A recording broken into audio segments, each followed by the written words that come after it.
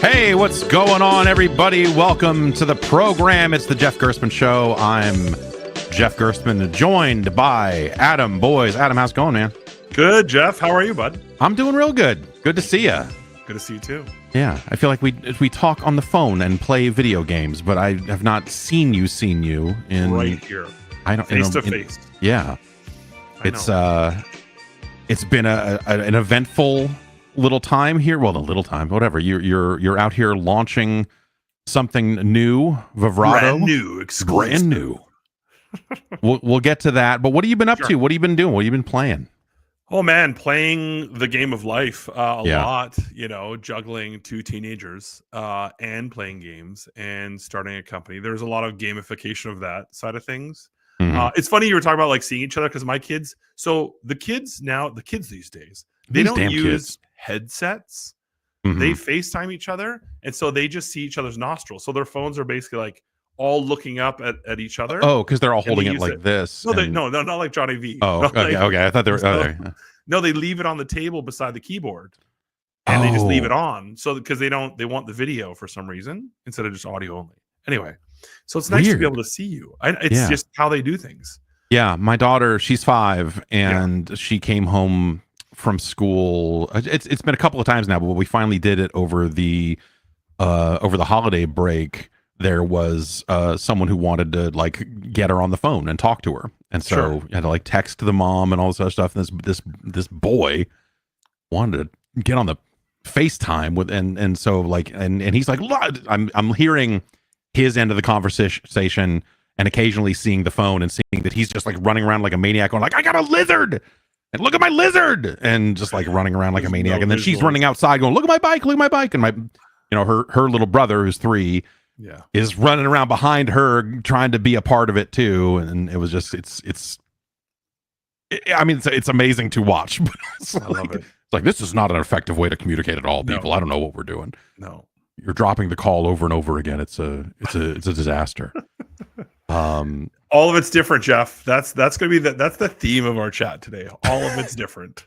yeah. I mean, I think that's been like the last few years has been watching all of this stuff kind of change in really uncertain ways. But some things remain the same. Virtua Fighter 5 came out for PC. Yeah. And Virtua Fighter's back. I'm very happy to see that. I've been playing some of that.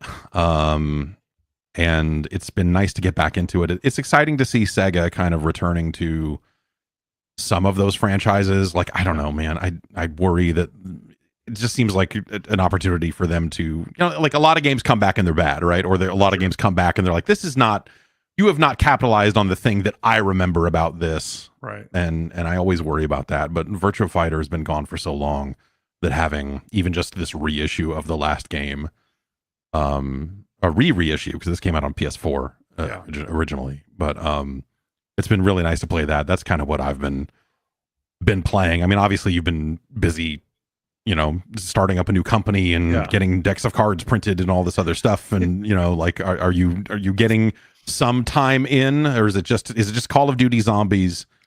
And it is a lot of that. I like to try new things usually, but then you're absolutely right though, Jeff. There's a comfort food sort of aspect, I think, of gaming, of like when you sit down and there's a million things to choose from, and you're like, I just want to sit down and like, I know what I want to get. Like sometimes I want to go on a curiosity journey, heard about some cool game and I want to check it out. Zombies for me, last Call of Duty, Johnny and I played a ton of it, Johnny V and I. A ton, and love that extraction sort of aspect. And when I first fired up this version, and I know they went back to the sort of the Cold War approach, and I was like, I don't like it. And then it's like, I got Prestige 1. I'm like, okay. And then I got Prestige 2. I'm like, oh, okay. All right. And then it just becomes like chicken soup for the soul in a weird way. Where I just fired up through the dailies, which is kind of the way I work. But then when I'm chilling and I'm relaxing, that's an Astroneer night where I'm like going to explore another planet, get my sulfur, get my methane, make my silicone. And then Balatro, but the problem with Balatro on the phone is my eyes are getting bad and I need to wear glasses because the font is too small. So I got to wear reading glasses to play Balatro. I went to an optometrist a couple of years ago, and he, they went through the process and gave me a prescription. Yeah. And it was really great at distances beyond a monitor. Sure. And I was like, this is great. Driving has never been better. This doesn't solve anything that I like. I need something that works at this range. Yeah. And I haven't found, like, I bought readers at random, but I haven't found any that actually help. So it's definitely been like, I gotta figure something out here. But I guess that's the problem is with mine is like now with glasses or now I have contacts, then the close reading, like anything closer than that, which has never been a problem. Like naturally I can read up close. Right. Yeah. When contacts are, I can read close. But now it's this weird thing of like where I'm like, well, you know, I'm the guy at the restaurant turning on my freaking phone light just to read the menu. And zooming in. And my kid's like, so ridiculous, Dad. Turn it on under the table. So I'm like under the table, looking at the menu, zooming in, trying to make these eyes work. Right? It's great. It's video games. This distance for me is fine. Like playing games, it's good. And I just never not play it. But it's funny you say Virtua Fighter 5 because I've been thinking about this a lot of like franchises that feel familiar the whole time through. And it's why, and I know you and I are both super fans of Ed Boon, but like to take a franchise for that long and have the kernel of it feel so consistent, right? And the wrapping and packaging and sub modes and stuff like that feel so innovative and evolutionary every time. It's just, we just don't have creators like him that have that. I mean, of course, he's been doing it for 30 years, right? Right. So, yeah. But that consistency to know what you're trying to do, but also take in the changing tastes of gamers, I think is really super fascinating. I think it's tough sometimes people throw the baby out with the bathwater. Let's try something new.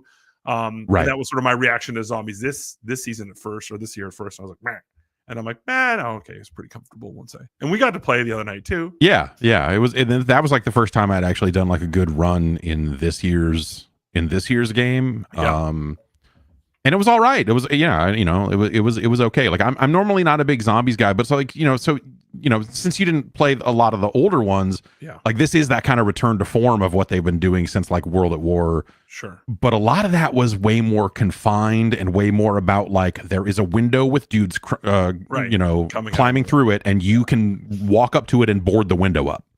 Sure. And it was a little less currency based. Like there were currencies, but there weren't like the two different currencies that they have now. And like over time, and I think it's what has made it annoying for me over the years, especially when you're matchmaking with strangers, is over time they filled it full of all the Easter eggs and all the like the weird vacuum gun that we went and got.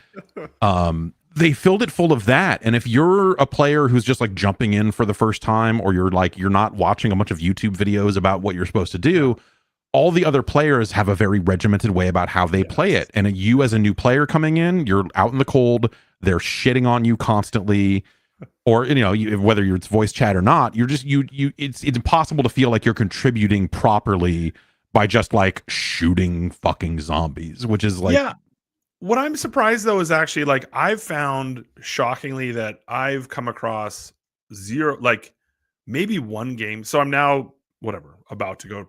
I'm not bragging about my prestige level. I've just been playing a lot, and I'm not proud of it. Like I cheese tons of things. I go to directed mode, level 10 terminus station. You do the code entry, and then the zombies walk past you, and then you just get and you clear 35 in the round. And so I'm timing like how can I get my camo unlocks as fast as humanly possible. But I've come across only probably one trash talker out of hundreds and hundreds and hundreds of matches. Yeah. And most people are like pretty chill, or they're first timers and they want to be Sherpa'd through the experience, or they're clueless and you just got to go. And then Johnny gets really worked up about it. Over here, pack a punch. He's like turning on his voice chat just long enough to go like, hey, dude, get on the rooftop.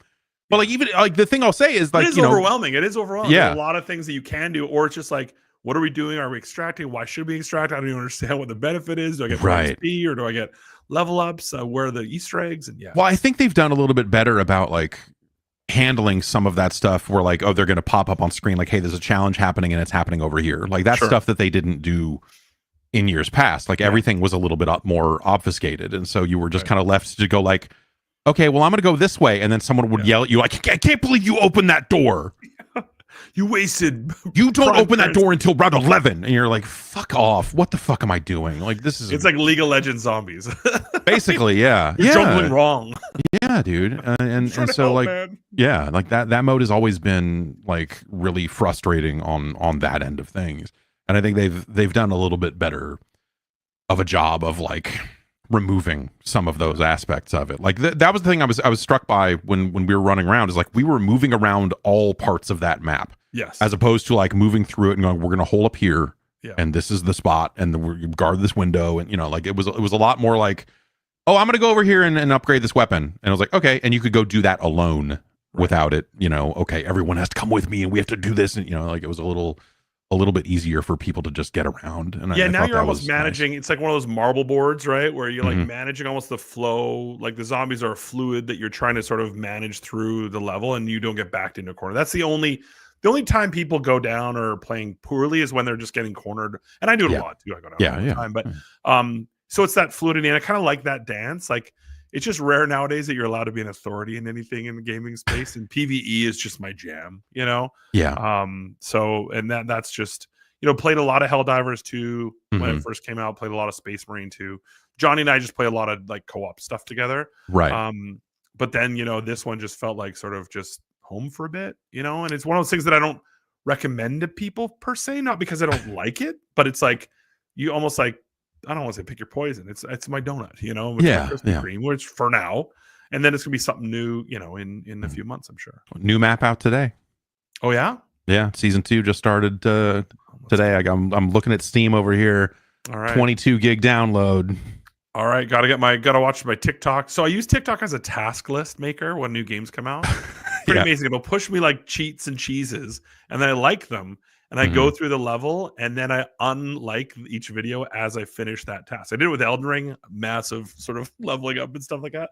But it's kind of, I don't think they were ever meant to use it that way. Right. But it's a really, really efficient way. I was briefly doing that also for Call of Duty, weirdly enough. But like it because there's a lot of videos of people, and they're always presented in the worst way. But it's like people going like, here's the most broken meta build for this submachine gun, and here's you'll never believe. First, you need to attach. They don't tell you the brand of the fucking yes, gun, you won't believe the 6th number on the and they're telling you like here's the loadout to use right now. The funny thing about this year's game is the way that they've redone all of the loadout stuff is like they've simplified it in ways that any average person can just eyeball it and go like, no, this is what I like. I like it when the gun aims down sights faster. This is what I'm going to put on the gun. Yeah. I like having a suppress, and so you can just kind of do that. Yeah. And not have to dick around with all the people. And then you need to, because it used to be you would put on the attachments, and then you would eventually unlock the ability to put sliders on all the attachments. So you go like, well, I want to bias this way 10%, and it just sucked. Yeah. like at the time it was like kind of cool, but it's one of those things in retrospect you realize like I don't want to spend time moving these sliders and going like, does this gun kick a little bit more now or less? Like, or so, do I really want to tune the braking and slide? I'm like, exactly. Like, no, dude. I don't need that access. No, absolutely not. So yeah, that's been ridiculous. But yeah, Call of Duty actually. You talk about comfort food, like the competitive multiplayer was and probably still is, at least for a while here. Yeah. That kind of like, it's like that end of the night, like I'm about to go to bed, but I'm just going to get a couple of rounds of this in. And it's funny because like, people think about it as like this big esports, whatever. And I'm coming at it from the exact opposite. Like, I'm not terrible at the game. Like I'm all right. Yeah. But I'm not necessarily esports good, but sure. I also don't want to be. I wouldn't want to play that game that seriously. It would take all of the fun out of it. Totally. Is that something, because like obviously, coming from Iron Galaxy, a bit of a fighting game background there. Yeah. Hot hits like Killer Instinct and Dive Kick. Like that type of esports or like obviously like fighting games lend themselves very well to that sort of thing. But like sometimes I feel like the rise of esports and the dedication that some people have to having an esports strategy for their competitive game before they've proven that anyone wants to play it in the first place, like seems like a net negative for video games. Is that, what do you think about? Yeah, I totally agree. I remember I was invited to speak at a conference about esports, right? And it was all these people that had acquired, clubs and all that stuff. And I was just like spending the idea that people spent $50 million to own a club of a game that they didn't own at a franchise in a town that they had the rights to was just always, I mean, amazing business strategy. Someone Someone made was so getting much, paid all the money somewhere. But like, if you own the sport, you own the esport. You know what I mean? Like if you own the game and create the game, and $50 million could make you a pretty awesome game. I mean, that's way above the budget of like a Rumbleverse. And so Sure. if each of those, if like, well, I mean, how many franchises they sell? 12 or 16 of them? $50 million each of them? Yeah, something like that. That's basically, you could make a Last of Us, a big multiplayer game. You can make it like 3 huge games, or you could make 15 small ones. Yeah, I think a lot of times esports strategies are sort of a bit cart before the horse, right? Yeah. You don't build a game just to build a community. The community follows the game that's been built. And then if it makes sense for esports, like a lot of people approached us during Rumbleverse's development, what's your esports strategy? I'm like, when the game gets there, and if people want it in that way, shape, and form, then we'll figure out a great way. And Fortnite figured out, but even when they figured out with Call of Duty, like watching Call of Duty or Madden or FIFA competitively is, in my opinion, way less fun than watching League, because League's got all the camera systems and you can see the characters and like you have the editors in the back going through. And COD has always been like, you're just watching you're watching like the drone cam, or you're watching first person or third person, and you just can't get the setups, and you don't understand who's coming where the. Well, it's definitely a thing. Like it's a case where you need to know the game a lot better. Yeah. Because you need to know, oh, this map is like this, and here's why they're doing that. Like it never felt like a good, even as someone who would learn those maps, it was just like, I don't want to watch this.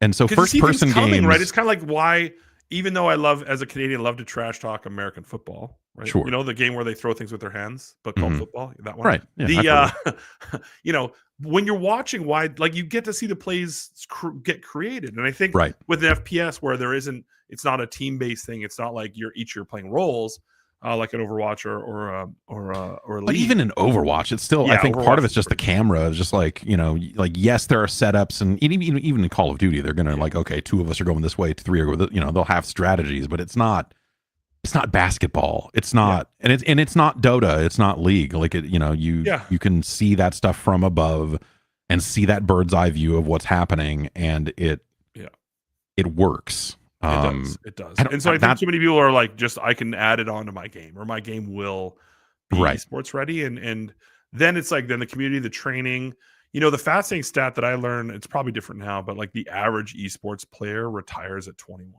Right. So you're talking about if their peak reaction times are at 16.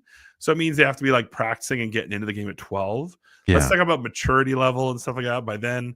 And how easy it is, and how many of those players have been totally taken advantage of financially by a lot of these organizations. 100%. And yes, the amount of fucking sleazy business dude Coke party looking guys that are in and around esports. Come to the cool house. You can move into the cool house. We'll pay you to the cool house, and we'll give you a contract where we expense everything on the cool house. And all of a sudden you're like, wait, what am I actually making? What do I own in this sort of entity? It's you have to live in the cool house. Yeah, I'm living in a cool house. Check it out. What else do you want, man? Start a TikTok. Right. Yeah. It's changing, Jeff. It's different. For sure. Well, I feel like it's even changing from that. Like, you've seen a lot of reports. Influencers used to drive, like, influencer would talk about a game, and then install base would go, hockey stick. Right. And nowadays, it's just not the same. It's like, it's more ingredients are required for something to sort of catch viral, and people just like me right now with my zombies, comfort food, to get me away from something I'm comfortable in. And now games are bigger than ever before, and they're broader, and there's no modes. Like, you go in a game and there's 100 different games to play within a game, whether it's Roblox or Fortnite or even COD with the different modes. So you're like, oh, I have everything I need in here, right? There's not a lot of incentive to try new things like there was back in the day. There's also no places that we can go, no singular sort of sources of information. Or we're like, oh, I'll just go to the new news thing. It's like, no, I got a little tidbit here. My friend talked about this, or I saw this TikTok video for 8 seconds. So I think that's a challenge too. Our eyeballs are drawn into infinite different directions, right? Yeah, I think that's I think there are a lot of different I mean, that's my. So you're starting Vivrato. It's a Yeah. consulting company. Like, what are the goals here? How did you come to this? You were CEO, co-CEO of Iron Galaxy, Mhm. and obviously you were at PlayStation running some things there, Yes. and Beefy Media prior to that, Yes. and Capcom, and like all this other stuff. Like, how Yeah. have all those steps led you to kind of getting out there on your own again and starting something new? And Yeah. what is it? This is probably the section in which a lot of people are going to roll their eyes in the back of their heads, because when I talk about my career and the 4-year bug that I get, so I'm Mm-hmm. like a 4-year person. Almost every company until Iron Galaxy was max 4 years. So my first job in QA in '96, EA 4 years.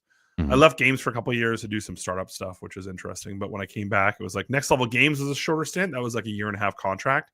Then Midway was 4 years, right? Yeah. Where I met the beloved John Vignacchi, Mm-hmm. ex-roommate, current best friend. Then after that, I went to Capcom, and that was 4 years. And then Beefy Media was 2 and change. And then the PlayStation job opened up, and that was 4 years. In Iron Galaxy, 8 years was amazing. I think it hit the 4-year point. I didn't think about it because COVID happened, and when you're sort of taking care of a large group of people, and I think at the time we were 110 people at the company, Yeah. then your motivations and your sort of worldview changes, and you're like, okay, our job is to make sure that there's safety and security for the people that are here, and that's probably what extended my timeline, which I never actually articulated. I was like, oh, I'm a 4 years guy, and then I have to leave. It's Right. just I have this weird like spirit animal that sort of awakens within me, like, what are you going to do now? And actually, one of the important books I read is a book called Drive. Mm-hmm. I always forget the author for it, but you can look it up. And it talks about these 3 sort of aspects of when you're thinking about the job that you're in. If it provides these 3 things, then you're on a really good path. And the first one is autonomy, right? Mm-hmm. So you have freedom to make decisions. The second is a path to mastery, right? So you have people around you, or you have things you're learning.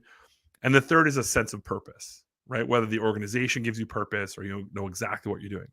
And oftentimes when I make a big decision, it's because I realize that one of those 3 things, or 2 of those 3 things, or maybe 3 of those 3 things are no longer, I don't have those things anymore. Yeah. Iron Galaxy was a lot different though, because like I was happy and we were doing cool stuff and we have an awesome team. It was more of me like, okay, I'm rounding the bend. Once you hit 50, I feel like a lot of things start to, I'm almost there. Sure. Things that come into clarity of what you want to do. And I was like, do I make it a little game by myself or a little group of people? Do I create a publisher?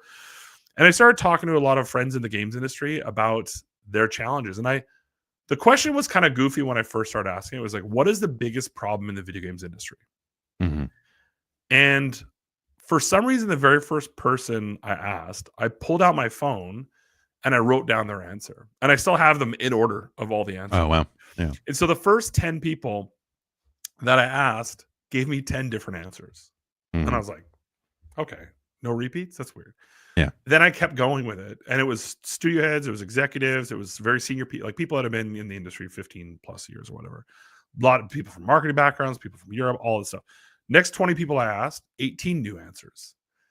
And I kept asking and I kept realizing. So that was my revelation of like, holy crap, something's different. Something's wrong. I can't think about anything on planet Earth where you ask 50 people, what is Right. the number one thing? And you get more than 20 and 10 answers, right? Yeah. What's the rule of Family Feud, right? Top 10 answers on the board. Right. Yeah. Not top 90 answers. Not, on the yeah, board. definitely. So that was my inspiration of like, okay, what's going on in the industry? Like what's actually happening here? And each person was so fervent with that their belief in that one thing is the one thing that's preventing us from greatness or current sort of blockade. And then I started asking, well, how are we solving these problems? And that's when it was kind of like, you hear birds chirping or we're asking other professionals from other industries, or we're asking big tech consultancies, or we're, going to New York and Boston. We brought a financial guy in and he's going to solve it for us. And yeah. And I've been in those rooms before, and in sort of a lot, it's kind of like anything with business consulting. If you're like, how's the cash flow, right? How's your performance, all that stuff. I think the challenge is when you're a publicly traded company, right? You don't have autonomy. you work for the market, right? The market Right. basically, you can make a bunch of ideas and you can try to grow, but as soon as you're trying to grow in a certain direction, the market will snap back unless you have people that are guiding you or giving you advice. And a lot of times that advice is extract more revenue to increase our profits, right? It's Right. capitalism 101. I'm not telling Yeah. anyone in this chat or watching that things they don't know. Yeah. But what I realized that when you're just pursuing purely capital extraction for video games, you're pushing us in the wrong direction, right? You're actually pushing us to more MTX and not necessarily higher priced products. I believe in you should never feel guilty about the purchases that you make in a game, right? I remember the time when Farmville and all the Facebook games, that's the one time in my life when I would drop $100 and be like, I feel disgusting. It was the analogy I would use. It was like getting an extra large popcorn bucket at the movie theater, eating it, and be like, I'm still starving. Right. And that was 4,000 calories. I was going to say it was like getting 2 large pizzas instead of just one. Just like, oh God, I'm then you eat them and I'm you're a like, dirty boy. And so what I realized that by us just pursuing the capital extraction and just going risk averse and just trying to reduce costs and just increasing top line revenue, we're losing the plot of the heart and soul of our industry. And that's where we are selling products, software products, but they're equal parts art and culture and love and passion and context. And so the longevity and stability of our industry, I think, is actually under attack. And that's sort of where I was like, okay, so what could a person do? Or what could companies do? Or what could organizations do? I started making a list of all the different things that I was able to impact when I was at PlayStation, or even with Iron Galaxy, within having Chelsea and Dave by my side, being able to make differences and build a vision for what we're trying to do. And then I was like, well, what if I did it on my own and then built a squad of people that sort of I could rely upon, that we could go and solve some of the biggest, chunkiest problems. And not solve, I think that's very presumptive of me, thinking I could go in and I know more than any executive out there. Mm-hmm. But sometimes, when the pressure is just to deliver financial results, you are almost forced to do things that don't feel right. And I think there's a way for us to navigate the challenging and complex problems in our games industry with also keeping the hearts and minds of players, studios, and gamers in devs in balance. Mm-hmm. I really honestly do. So that was the impetus of let's create a more, what we calling like the Imagineering counterpart to these big sort of New York consultancies. How do we create one that's heart and soul, operator centric, right? I've now done the developer track. I've done the publisher track. I've done the platform track, bringing in other people and surrounding myself with other people that have done it. Right. It's like, and as a father, you'll appreciate this. Is like when you try to get advice from people that don't have kids and they're like, what you should do is, and you're like, oh, should I? Right? And that's what I feel like a lot of people that come into this industry are like, I've been reading that, in the Reddits that you should probably change this or do that. I was hearing that the blockchain was a big deal. Maybe, have you considered getting into that? Yeah, it definitely feels like that's been like over the last handful of years. It's not necessarily like, that the industry is like taking a lot of bad advice, in terms of like, okay, we've got to figure out where the money is. And it's the thing I always think about is earnings call season. And when you always get to the Q&A and there's always some guy who pipes up and goes, and for a long time goes, what's your esports strategy? And before that it was, what's your mobile strategy? Yeah. And then at some point after that it was, what's your VR strategy? And what's your blockchain strategy? And now it's, what's your AI strategy? Yeah. And all of it seems like just this, not all of them seem like different types of dead ends. And I used to get that on the coverage end where people, some suit would come down from on high and be like, what are you doing to better cover mobile games? And I'd be like, dude, we're not. Like, that audience is not interested in consuming. Right. Like, our audience doesn't want to consume that type of content, and the people consuming that type of content can just click a button and try it. They don't need to go read a bunch of reviews about blackjack and this is pre-iPhone that we went out and we bought. We went out and bought like a site that was doing mobile reviews, and they all came in under me. And so suddenly I had like 3 or 4 people that were just like out there reviewing like on pre-smartphone, and it's literally like there's 9 different versions of Asphalt 2 depending on what kind of phone you have. And you're like, okay, why would you review any of them? Because they're all different enough that this isn't, who does this help? Right. And so that was always an insane thing. And then, yeah, it seems like that, people at, the high levels at game companies are always being asked, like, what are you doing to capitalize on the next big thing? And sometimes that thing doesn't seem like it actually is helping make games better or more attractive to players or anything. Yeah, and I think a lot of it is a byproduct of sort of what happened during COVID, right? It was a very anomalistic sort of point in Right. societal and culture and humanity. And I think like it's natural if you are running a company that's profitable and is run and shareholders you're growing and the growth is good and good and good, you just go choose point here and extend out that way, Yeah. right? I think the challenge is that when we corrected, it was like a light correction, and then some companies overcorrected, and now we're sort of seeing this ebb and flow, sort of like roller coaster scenario with earnings and Yeah. performance. And I do think what? Go ahead. How did that happen? Like, I feel like a crazy person, but like it feels like anyone with half a brain knew that, like, oh, everyone's going to eventually have to go back to work and they're not going to sit around and play games all day. So eventually the insane growth that video games are seeing is not sustainable. Like even then when it was happening, it was this feeling of like, I don't know why is this, and it feels like everyone running a public company just went like, this is going to be great forever, let's hire a ton of people. And I'm in black and white now. I don't know why. I don't know what happened here. I think you've been in black and white the whole time. You just I'm going back in the old days. Should I go black and white? I don't even know how to feel. Back in my day. Yeah, well, I can't fix it, so I don't know. Black and white forever. The whole episode. Yeah. We would run a filter on me. It's a complicated answer, and there's no villain. If you think about it's like it's a wave, right? When you're running a public company and you have shareholders and you have a board and things are growing, and you go, you know what? I think it's not going to grow. Like everyone wants value creation, right? Sure. Everyone wants capital to rise, and they want their stocks to rise.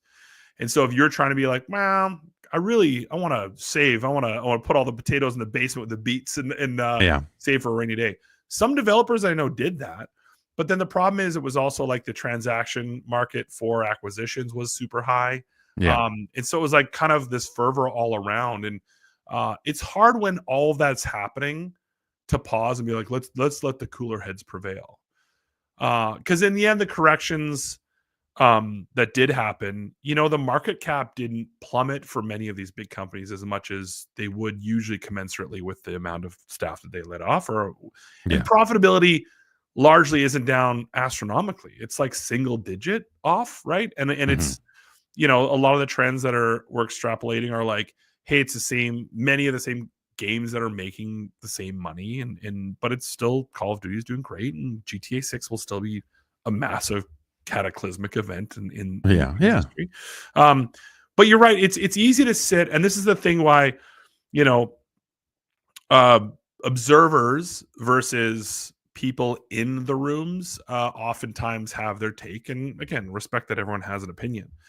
But it's very difficult, I think, sometimes for people to understand all the moving parts within an organization like that. If your staff is excited about the growth and your shareholders are, and the gamers are playing more than ever before, and you're the party pooper as the CEO, to be like, yeah, we're not going to do it, because then your bonuses a lot of things impact. And yes, that's a lot of everyone's incentivized to just incentivized to pretend it's going to last forever. The snapback. Yeah. I think the challenge is the snapback. The punishment doesn't fit I don't want to call it a crime, but like the when it gets back to normalcy, there isn't consequences usually, right? Aside from the employees, the lowest, of course, yes, all of those people are paying huge prices. That's the part that's the heartbreaking part. That's the part that, and I love, Amir Satvat, what he's doing with his job boards and his community is incredible. Anyone to sort of take the helm and say, hey, listen, here's a website where you can go to find jobs. But many of these people won't come back to games because of that sort of instability. And I don't blame them, right? The bottom line is that our industry does make a lot of money, makes a lot of people happy.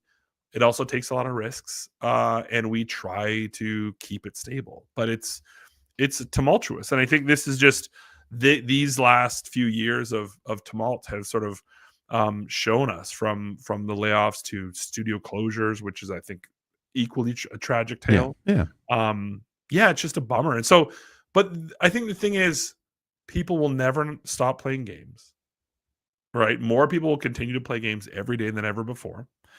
The future is super bright, and it's just a matter of, we need to be realistic about the current state of affairs, and then we need to build a path forward. And that was the sort of vision for this new company, is like, if not me, who? And if not now, when will someone stand up to be like, hey, let's work together to try to build some lighthouses or a guide point. It's like, we spawn on a new planet, no one's built the maps yet, so let's just pause instead of freaking out and old person yelling at clouds.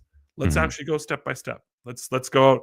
We'll go out, half a mile tonight, and write down how, and then we'll go a mile tomorrow, and we'll just, we got to kind of relearn how we make products, how we advertise products, how we acquire gamers and players and stuff like that. It's really, like just discoverability, and I'm sure that's something that you heard at least once. Is just like discoverability seems like it was super broken. Whether it's the eShop or the PlayStation Store, or the like complete destruction of traditional games journalism, and like there's just it just seems harder than ever. I mean, like, I do this for a living, and I have for a very long time, and even I'm like, there's still an aspect now that's just like, wait, what came out? This came out when? Really? And back in the day, it was like 3 years. You got to announce it 3.5 years beforehand. Right. Yeah. And well, I think awareness. And start pre-orders and all the other stuff that maybe doesn't matter quite as much as it used to, with retail not being as big of a deal. But yeah. So I mean, what types of things do you envision yourself going into companies to work on? I mean, like, when I think about consultants, I tend to think about it from the perspective of, like, a lot of the people that I know, a lot of my peers that got into consultancy, it's very much that, like, mock review track. It's very much like, oh, someone's having an argument about if this game is good or not, or if this feature is good or not, and I'm going to come in and tell them yes or no, like, hey, you're on the right track, or no, I don't think this is going to resonate, or you know, like that type of, those types of things in development. But hearing you talk about it, it sounds like you're thinking about it at a much higher level than, like, this gun is overpowered, or this mode is bad, or whatever. Yeah, because those changes will sort of impact it. It's again why, we're not focusing on small startups or indie studios, or people that have been impacted by layoffs. There's a lot of people right now that are trying to sort of address those issues and help on those fronts. And many viewers right now are about to, again, I mentioned the eye roll before, but as soon as you start talking about how corporations operate and how big companies work and key performance indicators and initiatives and stuff like that, it gets pretty boring pretty quickly. Every company is driving towards a set of goals, right? A goal that the company sets, the executive team sets, and then the different departments sort of set those out. And a lot of times it's like thinking outside the box, right? You guys are approaching things. People are very smart. Like, they don't need, the world doesn't require consultants, to exist. They can just keep trying things. A lot of times, though, from my perspective specifically, people that are in executive positions may not have development background or had worked on a platform, and also aren't tapped into sort of the zeitgeist of the day, right? Aren't sharing TikToks with their kids every day, for all the pluses and minuses that brings our family. And not that makes you, the authority on anything, but just sort of having your hand in the water, I think, is an important part of it. So you go in and sort of first thing you want to do is ensure that they want to improve, but there's areas that they're interested in improving. Because if you're trying to sell your services to someone that thinks that they're doing well and they're on a good path, good luck, right? It's like, of course, So, and it's just starting with a small thing where you can show impact, right? Our goal when I started this was never to be like, want to work with one group for 5 years. Like, that means you're not being very effective. We want to be working with someone for, 3, 6, 9, 12 months, to sort of build some proposal, build some approach, build some strategies, oversee it. We can be fractional sort of leadership teams and stuff like that to plug into theirs. But a lot of it is just jamming and thinking outside the box. It's difficult for people to approach the same problem over and over and over again without They're like, have you thought about this and have you thought about that? And I liken it to sort of a personal trainer. You can be really, really good at working out. It's Mhm. why Michael Jordan had, Phil Right. as his coach, Yeah. makes you better. Having personal trainers, having people around you. I was very lucky when I joined PlayStation. They one of the perks was they gave you a mentor if you want, right? An Mhm. executive coach. And I took them up on that. And that has absolutely transformed my life from a sort of career perspective. Because just someone else to talk to these problems to, and someone that can understand it, right? A lot of people that do it are just, whether they're, from the education background and they've just sort of read books on it, which is great too, or a lot of people that are sort of go straight into from grad school and MBA school into consultancy. Yeah. You've never ran something or had the submission build break and you have to send a new QA person on a flight with a disc in their hand to submit it. And legal just told you that you accidentally put a logo of a magazine on the cover of art of a game that you worked on. Just light examples like that, hypothetically speaking, Jeff. You could say. Unless you've been in those situations, I think it's a lot harder for people to understand. So, but we'll see. I mean, this has never really been built at scale before. Right. So it's an at-bat. Try it out. I'm a big believer in it. I've got a lot of people in my advisory network and in the industry that believe in the approach. Mhm. Like I said, to gamers out there, it's going to sound pretty boring. To me, though, it's like the hardest game out there, right? It's New Game Right. Plus because stakes are real. Jobs are at risk. Stability is at risk. The fun of the future, innovation of the future, and if we don't do something now, I feel like our industry can sort of continue on this weird, off track to just become purely focused on money being taken. And I don't like that. I want our industry to be healthy, happy, and here for a long time. Yeah. How do you feel about, one of the other kind of larger topics that's been happening lately has been around game budgets and Yeah. how big they've been getting, and these games that have to sell 15 million copies just to Yeah. break even or whatever it is. And it seems like that's been, certainly one of the big approaches out of someone like, PlayStation these days. But the one of the things I think I see out of the community a lot of the time is people going like, man, why won't they just make these smaller games? Or why won't they, and some of it gets wrapped up in like, they should make a sequel to this game I like that they haven't touched in a long time. Yeah. And that doesn't need to be the biggest game in the world.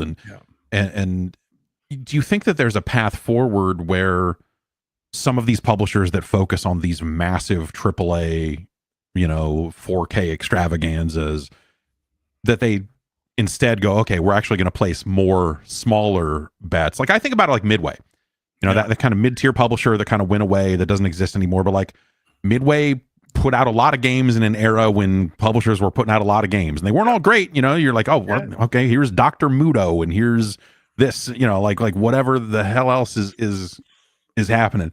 Yeah. Do you think that that's like a viable way forward, or is it just like why does that happen? Is it like people that don't really know games calling the shots and going, no, we only want to place the biggest bets? Like, how does this stuff work these days? Yeah, that's a great question, dude. And this could be its own sort of like 8-point series, podcast. So we'll get to that. Yeah, you're right. Innovation comes in smaller packages. If we look back the last 10 years of the games industry, and we see things that went sort of thermonuclear, right? Went sort of hyperviral. How many of them came from a big publisher, right? Right. Maybe Valorant was the last one, right? That actually came from a big company. I mean, you think about everything. I guess Helldivers officially, but right. It's each of those products are, none of the ones that really popped were $100 million budgets. They're probably 50 max, and more in the sweet spot of somewhere between 5 and 30. And I agree with you that I wish more of that came back. I think the thing that's important to understand, and with DICE around the corner, it's a big conference that we do in Las Vegas that the games industry does. Yeah. There's a perfect analogy in here that will help some of the viewers, I think, understand. Not necessarily agree with, which is fine, because I have the same perspective. Don't make a $500 million game. Right. Make $105 million games. Yeah. It's really simple, right? Just do that. And then we'll see what happens. So if you think about going to Vegas, And I use it's funny because I want to learn craps one time. I was in Vegas and Andrew Renee was in town at the same time. And I said, let's go to Fremont Street, which is sort of old Vegas. Yeah. And they had a 25-cent table to learn craps. Yeah. And so I was basically learning craps. And I think that night I spent $40, and I got my 5 free Miller Lights or whatever crap I was drinking. Probably Captain Diets. One pile of rum for your face and mine. Exactly. But that night we spent $40 and I learned craps. And then the next night we were on the Strip and we're at the Bellagio and it's like minimum bet $20. And I was like, that's a lot of money. I just was doing 25 cents. And then I look over in the high rollers room and it's minimum bet's 10,000. And then another table's minimum bet 100,000. And so if you think about the different groups of business owners, corporations in the games industry, right? Indies are Fremont Street. They're playing small stakes. The mid stake, the regular tables at Bellagio or at Aria or whatever, Cosmo, are like that's the sort of mid tier publishers. And then the big guys need to make big bets to make big money. If it and there was a famous executive that would always say, if it's not $1 billion idea, we don't want to talk about it. And it does seem broken. It seems like but in order to, and I don't believe in the approach. I don't think if you took any group of 10 executives or even game developers, if you did like a Survivor and had 10 teams of 10 and said at the end of this challenge, of this 2-week challenge, one of you will get $250 million. I can guarantee you right now, Jeff, that game's not 85 plus rated. It's just not. Yeah. Like building a game from scratch. First of all, building a team from scratch. And I know I'm going to say all this stuff and people are like, Marvel Rivals. I'm like, sure, that is an exception to the rule. But building a game from scratch with a brand new team to a product that's going to be widely coveted. Yeah, I mean, Helldivers 2 is a great example. That was game 6 for them. Game 5 or 6, I think, for Arrowhead, right? Yeah. And their games were awesome before that. Yeah. So building a team from scratch with money from scratch to then scale to that magnitude, right? And the old era where among many of these companies that have made these amazing games that we all love and celebrate and covet that were, $100+ million games, those are teams that usually had been in existence for a decade, maybe 2, right? So, and we think about Nintendo, right? They wrote the book on this. So those people have been making games for almost 40 years together. Yeah. It's the same sort of designers working with each other. And that's where that sort of musculature and that sort of memory, and when you're on a team, it's better than the sum of the parts, right? Some of the greatest teams that have won championships, it's not like one player. You can point to one player. Sometimes it's like you point to the whole entire team together. So that's, I think, the misnomer is that you can just pick a team, anoint them with a budget, and they're going to create lightning in a bottle. I think that's just a very, very today. And the other part of it is the internet now wants to dunk on anything that a lot of people are betting on or putting a lot of potential into versus earn something that comes out of nowhere and just is in early access or that they learned about through their friends or was on, Patreon years ago. And then they saw another update and stuff like that. Like that can sort of gain respect and over time. Right. But to say this game is going to be the world killer game and it's from scratch, I think it's just, I agree with most people's sentiment that is not the right path. Unfortunately, if you are that big player in the high roller room, even though you and I both go and Noah is like, no, just take all that money, go to Fremont Street. Just like, just make 100 bets. Yeah. Right. That's not how it all works. It's not that simple. I know it's not an answer that anyone will be excited about, but it's kind of the reality of the world. And I think that's part of it. That there's different approaches. There's different approaches that they could take that is a little bit outside the box, Yeah, and I think that part of it has been that way for a really long time. It's just the stakes have gotten bigger. But I remember talking to people that were at EA. God, this is 10 or 15 years ago or something, and hearing them get really frustrated with all of the stuff they were trying to pitch. And a lot of it would be like, oh, EA owns all this crazy IP.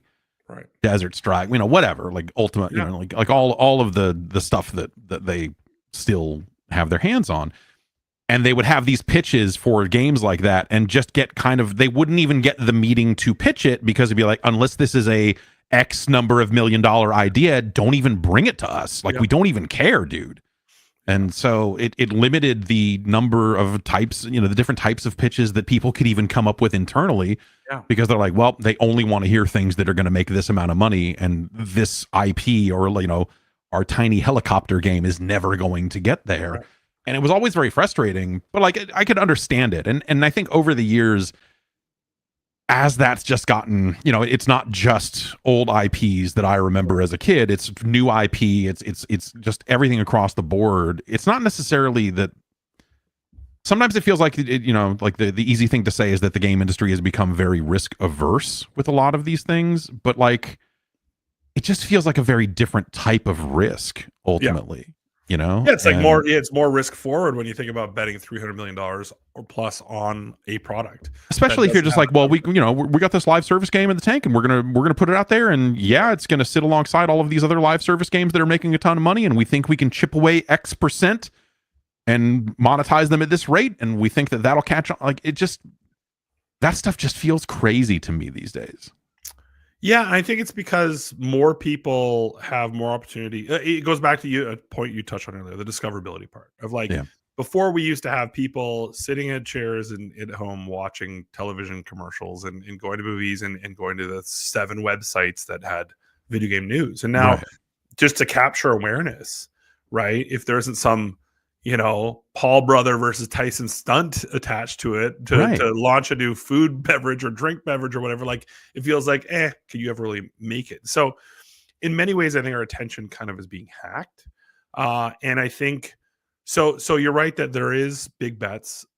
It's just harder to get attention. And so if you stoop to the levels of the stunty parts, then your credibility goes out the window, and gamers are one of the most, I don't want to say, particular sort of core groups of I hate to use the term consumers, but out there. And I think that's the challenge is how do you speak with them? It's why when Balatro comes out of left field and you're just like, this just feels like heaven. I remember going on a flight, I call it a time machine. That's a time machine game, because I can just basically make 9 hours disappear on a flight.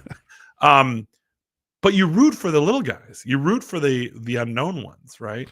Like there's an authenticity that I think comes with that. Some of it's not earned per se, but it always feels like, like, I think it makes it a lot easier to root for, whether it's Balatro or like the Vampire Survivors of the world, of just like, look at this insane little thing, and it's way more fun than any of these $100 million, $200 million whatevers.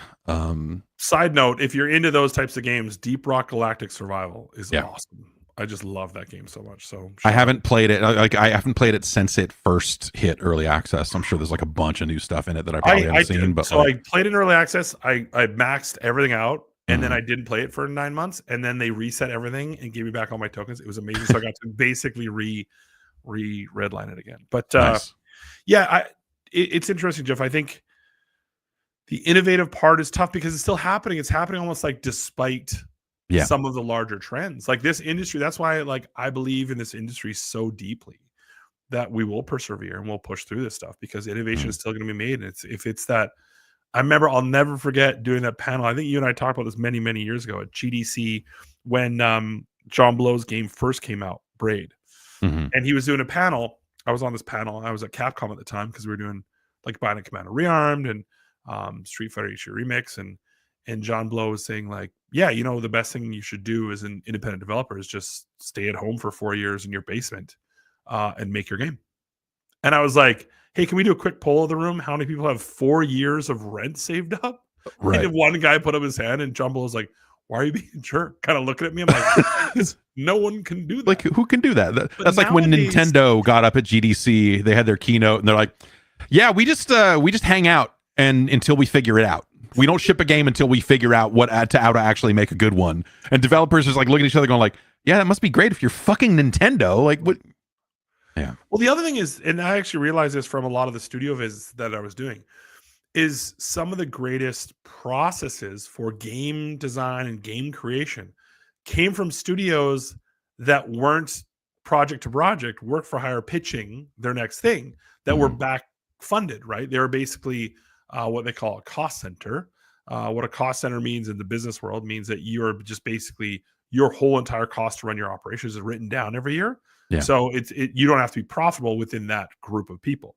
A profit center means that you have to run a profit each year and you have to sort of report. So when a team is built as a cost center, then they can basically have 8 months at the start just to jam on stuff. And so a lot of learnings we had when I was at Iron Galaxy, speaking with the other studios, like, oh wow, it's such an amazing process. I'm like, oh right, if you don't have to worry about where the next paycheck's coming from, of course that's amazing. It's why their products are so good year and year again, right? Mm-hmm. But it's hard to just sit there and be like, how can you architect success nowadays when I don't want to say the fickleness, but taste change and you're trying to capture not just one lightning in a bottle, but like 6 at a time. And it's right. super challenging. Yeah. And you watch a lot of games that feel like they're chasing trends, or, you know, like there's this notion of like extraction shooters feel like that they, you know, like even there are still a couple of them that are very popular out there, you know, your Tarkovs and things like that, but like they don't feel like they've broken through in a mainstream way. Right. And so it feels like that there's still this like relatively small gold rush of like someone's going to be the person to crack the nut on extraction shooters or whatever. And it's been weird to see a bunch of those get announced and then delayed. And it just feels like by the time any of them ship that, you know, no one's going to maybe even want that anymore. And the trend stuff like that's my impression of Concord. You're thinking about the region Concord. Always Concord, California is always on my mind. You know that. But like that is such a crazy situation. What do you make of that? A game, you know, ships like that was a game that when they first showed it in the summertime time frame, like the reception to the trailers were not super positive. The reception to the beta was not super positive. Yeah. And then they shipped it and ended up pulling the plug on it however many days later, and refunding everyone. It's like, I don't think it's necessarily like a harbinger or like, oh, this is the norm, but it does kind of illustrate that the stakes in this type of thing, especially for multiplayer games, are just crazy. This is, you know, like Rumbleverse is another situation where it's like, you know, like the stakes in this are crazy. That game, that's a great game, and it got pulled offline. Like what are you supposed to do? I mean, keep swinging. Honestly, like it's interesting. I think the one thing that many people need to understand is, first of all, not all the numbers you read on the internet are real. About budgets and stuff like that. But more importantly, there's no bad actors trying to really like let's get them by like everyone has their best intentions. Right. And a lot of times, like no one came out ahead on the Concord thing. No one's like, we did it, you know. But like, we whatever. Like, and sometimes it's interesting because if you ask someone, hey, what do you want? Like I asked my daughter when she was young, what do you want for Christmas? A pony. I was like, so. And then, you know, you give her a pony. She's like, that stinks. Take it back. You know, we never. Pony, obviously. Yeah. But sometimes in our industry, you need to show people something new to see if it catches. Right? You can do tests. I remember passing on Minecraft when I was at Capcom. Right? I was like, I don't get it. It looks janky. Right? I have no idea. This looks so goofy. And I was wrong. And sometimes I think companies want to be like, hey, let's try this out. You know, maybe they get focus feedback. Maybe someone's positive, someone's negative, or it's mixed. Like, hey, sometimes if people have strong feelings about it one way or the other, let's sort of see what the market says. Yeah. And sometimes you get caught, you know, and you get burnt. And I also think our industry is overly tough on people that take risks, big companies that take risks. Let's be clear. Sure. So no one, I think, along the way ever had ill intentions. You know, I think people on the team are passionate about what they're doing. They're working their butts off to make something cool and different. It didn't resonate. Wasn't a good fit. And so we can sit here and we can saber rattle and we can be angry about the decisions and how possibly, but you know, there's been other things too that haven't. Totally. I think I just look at it as like, how did that game get that far? Sure.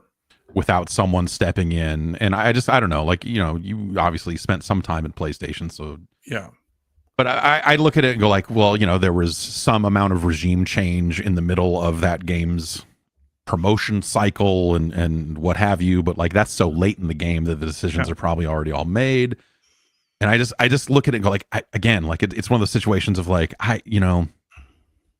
did that,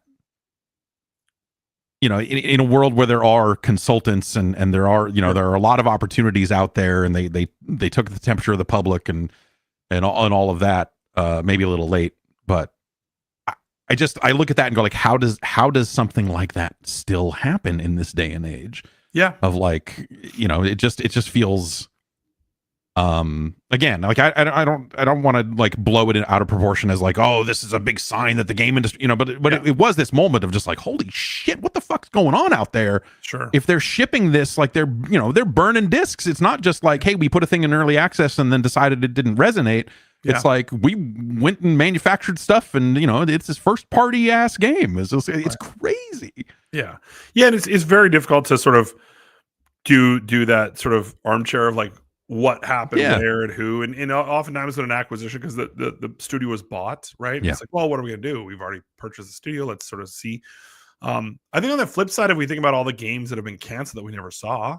Right. It's like, did anyone ever get celebrated for those? Right. For us never playing StarCraft Ghost? Did we ever, nobody as someone who did play StarCraft Ghost in that era, like I remember going like, yeah. Like when they canned it, I wasn't like, oh, I was like, yeah, that I see why someone might not ship this. Yeah, and I think, I don't know, dude. Honestly, like everything isn't for everyone, but I agree with you on this one. This is a tough one of like, it's easy to be like, well, if I was in the room, I'm like, then what? Then you go, I have issues. Because that's the other thing, is that when you are part of a larger team, especially in a corporate setting, the incentive to be the rabble rouser or be the one that's like, this is absolute garbage. And people that are anointed or have, power positions can potentially make that decision. Mm-hmm. I don't know, man. It's like, it's why I spend very little time doing this sort of like, the analysis of what happened. I'm like, I think this probably happened in a series of, it's just a cavalcade of a bunch of scenarios and situations that were put together that created a catastrophic outcome, right? Mm-hmm. But in the pathway, it's like, who's to blame? The market, or the stock market, or is it, do we go after person A or person B? Like, what does it matter? Like, to me, what does it matter? We learn lessons, we move on, and that's kind of the way I look at it. I'm not trying to be hand wavy about it. I just no, and I'm not trying to like go like, who's to blame? For me, it's more like, how does the game industry avoid these types of outcomes? Because obviously this is a very extreme case of it. Yeah. But you see games come and go all the time. Dauntless had a really good run, but Phoenix Labs, just laid off most of their people yesterday. Saw that. And that game's probably not gonna. I can't imagine that game's gonna last too much longer here. There's a turnover at the top of Warner Games, and I can't imagine Multiverses is going to be too long for this world. Right. So even the games that do have like decent sized runs, I guess I'm calling these decent sized runs now, but it just doesn't feel like any of this stuff is guaranteed to last. And I guess like on the player side, that makes it really hard to want to invest in any of these microtransaction fueled games, because you're just like, well, I could go buy cool skins and it goes away tomorrow. Yeah, that was, I think, what we found on Rumbleverse when we did a bunch of sort of player research at the end is like, why would I buy a battle pass of content that might not be here in a year? Yeah. And also, how many battle passes can I handle? Right. But to your point too, I think if we think about it from a sort of anthill, if we think about the big juggernauts that own these larger companies, that own the conglomerates that are sort of the big, huge ones, and you think about the amount of revenue percentage contribution that one product has to the overall portfolio, that has to the bigger thing, we get to like, okay, we're talking about, planet size profit in the other parts of the business, and we're talking about like a grain of sand, which is not a reason for any of us. Like, it doesn't mean that any of us should feel differently. We should still feel the way we feel and love the things that we love. But I think from that, and I think we see it right now, we see a lot of new publishers being announced and coming alive. And that's, I think, a great sign of sometimes when these turnovers and these extreme events happen, new growth appears that creates new opportunities. And so that's what I get excited about, is all the new cool stuff that could potentially be coming from teams and from publishers and creatives that are trying something new because they have a little bit more permission. I know when I started Vivrato, I'm like, oh, starting from scratch, kind of fun. You get to trial the new tools and see what's out there, and how does all this stuff work, and just kind of gives you an opportunity to throw stuff at the wall. Yeah, that was definitely like starting this up, and obviously I had been working from home for a little bit before that, so I had a lot of the gear already, but it was that feeling of just like, oh, I get to rethink everything from like, who am I going to pay for my email for this? Like what, like just everything down to like, you can get super granular and get in and try out a bunch of different stuff. And it was super fun to try out a lot of different services and realize that a lot of them are really bad, but you hone in on the ones that are good and hopefully you never delete your two-factor authentication for your admin account on your domain like I did, and then you basically are in 8 weeks of Microsoft support hell. So anyway, we got through it. We're back. Yeah, good. Just to kind of the news of the last week happened. Of course, Microsoft had their had a developer direct. Yeah, where they walked through. We talk about, by the way, how like I love those deeper dives. Like I think doing the mini Vidocs of the studios, seeing the people make it, seeing them talk about the vision. I've always loved those ever since Schaefer and the squad did them back in the day. I think having just the trailer parade of these modern day shows is kind of like why. And I know we did that a little bit when I was at PlayStation, but having the studio leads or creatives speak about their product or being able to announce it and giving a little bit more of their backstory is super cool. I thought the production value was dope. It's neat stuff. Like I like seeing why things exist and having the context. I think we need to give more space for the stories of the people behind the games that they're making.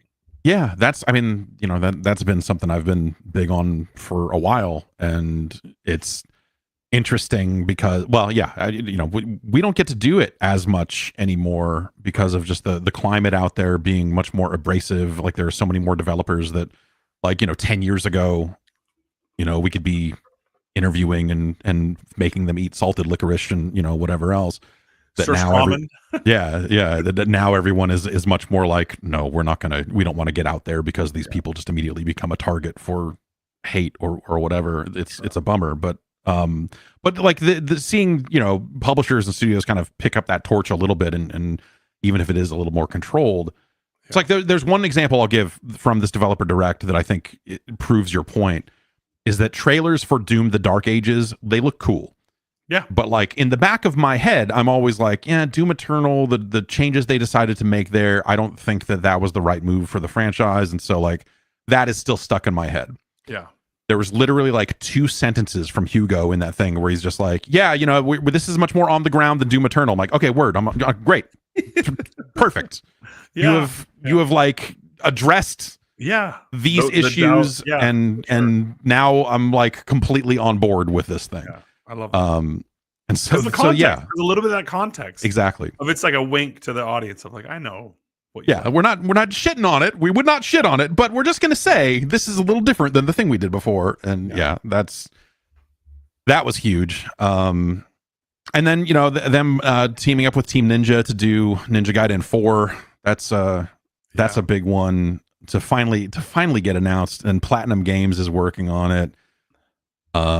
That's a really cool combo to see. As a Metal Gear as someone who likes Metal Gear Rising more than the Ninja Gaiden games, I'm like, if you can combine those two things for me, that would be pretty rad. Chocolate. Right. Yeah. Of course, one of the things coming out of this, and I feel like it's only going to be a couple more weeks before this is even worth talking about because it's just been addressed. But all of these games are coming to PlayStation 5. What do you think about this strategy out of Xbox? I mean, obviously you have been in situations where you've been partners with them, and you have been in situations where you've been directly competing with them. Sure. What do this whole like, this is an Xbox, everything's an Xbox, this kind of combined with news that the Xbox Series consoles like lined up launch to launch are selling behind the Xbox One. Sure. Like, what do you make of it kind of goes in the bucket, Jeff, of like a lot of people have a lot of feelings about a lot of stuff. And this is one that I and again, I admit I served in the console wars, right? Like Yeah, I was a lieutenant. You were on the front lines. Go like, no, indie games, because right. no one else is No, shipping I'm gonna do anything. a We've got to get these sharing indie video. games. I'm gonna show you how many sort of products you can't or platforms you can't release on.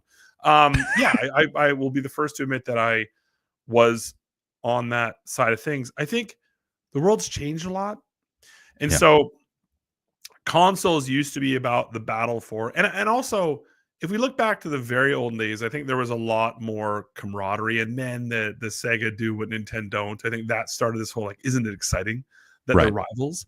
Yeah. I think even when Xbox first came onto the scene, it wasn't that big of a deal. No. And I don't think Microsoft with 360 is an anti PlayStation. Then it sort of started to happen where people had chosen their sides, and then of course with exclusive content, which I'll point out that was not PlayStation's strategy at the beginning. It was another platform strategy. Anyway, wherever it is now, though, I think, and the problem is it worked, right? It worked to sway consumer intent from one box to another. And now we realize that the at their core, they're not pieces of plastic. They're not sort of these plastic serving devices that sort of consume the discs you buy at GameStop to put in your home. It's now the digital ecosystem. And I have zero qualms about products being available everywhere on planet Earth. I think the ubiquitous access to amazing content, there's no downside. Like the anger is hilarious to me. It's like walking into the analogy I use, like imagine walking into a buffet where there is 100 different dishes to choose from. And you're like, why do they have beef and broccoli? They're giving you beef and broccoli. I don't like beef and broccoli. I'm like, then don't eat it. Why are you complaining that they're giving you something that you don't want, but other people do? And I understand that people feel like they bought a product and now they need to pledge allegiance to that ecosystem.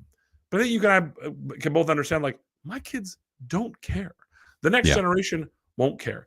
We went from, in the like, say 60s, 70s, 80s, there was a lot of brand allegiance. Usually if you had a Sony Trinitron, you also had a Sony soundbar, and it was like Sony was your sound system in your house. Now it's like, okay, it's going to be my TVs are Samsung. Actually, no, they're LGs, but my Sonos is my sound system, and it's like the best thing. But I have Xbox Series X, I have the PS5, I have Switch, like I have all of those things, and my kids swap in between with crossplay. I think crossplay was the designation that it shouldn't matter anymore. Right. And I mean, that was that when we were playing zombies, I think like I was on PC. Johnny was on. Yeah. Johnny and I were both on PlayStation, but you're on PC. Oh, I thought you said you were on Xbox. You were in a hotel Johnny room on an Xbox. Hotel room on hotel Wi-Fi. Yeah. But over my phone for comms with the FaceTime with my nostrils. Yeah. But I understand people's angst about it. At its core, do you want Phil and his team to be successful? Absolutely. We do as an industry.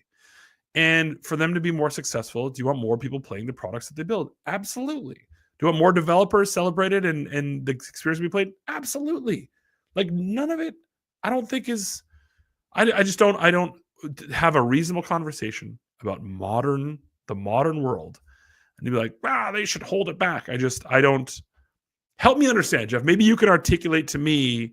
No, because I mean, I agree with you, but I think where I look at it is like, well, if the Xbox console was like surging and doing great and was the market leader, I don't think that they would be in this same position, or at least not as quickly.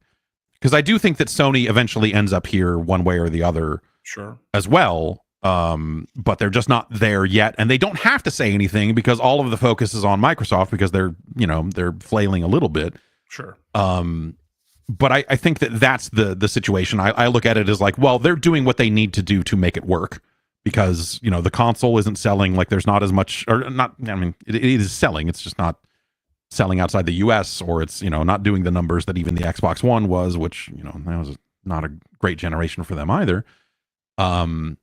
Whereas I just kind of look at it as like they're doing what they need to do and they're doing what makes the most sense for them. Much like when the Xbox One, or when they first launched Game Pass, they changed all of their reporting, all of the numbers they would give out went from unit sales to engagement. because obviously, unit sales don't matter to them in the same way that they used to. And now that they've gone from you should buy an Xbox to fuck it, buy it on Steam, buy it on a PC, like we don't care. Like now even that conversation is different for them. And I think it works out in their favor, and I think it eventually works out in the favor of all of us, because who cares? Sure. But you do wonder, like, okay, like I think there's a thing of this is just them taking, looking at the opportunities they have in front of them and doing the best they can. But also you do get into that scenario about like, well, what happens next time when we have to make boxes all over again? Does this and Microsoft will, they're already out there presumably building at least one, if not 5 this time, or screw it, Series Z and a handheld and it's a t-shirt with a screen on it. I don't know. But like, what does it mean for the competition, or rather, what does it mean for the drive to innovate at a hardware level? Sony is pushed by Microsoft as a competitor and vice versa. And so does this end up leading to like, well, maybe the PlayStation is not as exciting as it could have been because they felt they didn't have to pull out all the stops. But ultimately, I don't know. The Switch 2 kind of entering the fray here as well, I think throws a weird monkey wrench even into that line of thinking. Right. So I don't know that I have a clear feeling on it yet, other than I think that like developers need to find a way to make games a little bit more cost effectively. And I start to wonder, the thing I started to wonder about was like, is the Switch 2 actually perfectly positioned to have a much stronger third-party story this time around for a longer part of its run, simply because, it presumably will sell just fine, and developers maybe are sick of the power rat race, and, new GPUs are out this week, and when I look at the specs on these 5090s, like, they don't look exciting. And so the tech part of it is a little less exciting. Does that mean that there's a chance for it to swing back and, innovation on the software side drives things for a while? That's a long-winded way for me to say, like, fuck, dude, I don't know. But like, that's kind of... Well, but I want to go back to, like, Jeff, so who's the victim? Ultimately, no one. Unless we end up in a situation where consoles, and they already don't drop in price this generation, so maybe we've already kind of crossed that one. But I look at it as like, will we end up with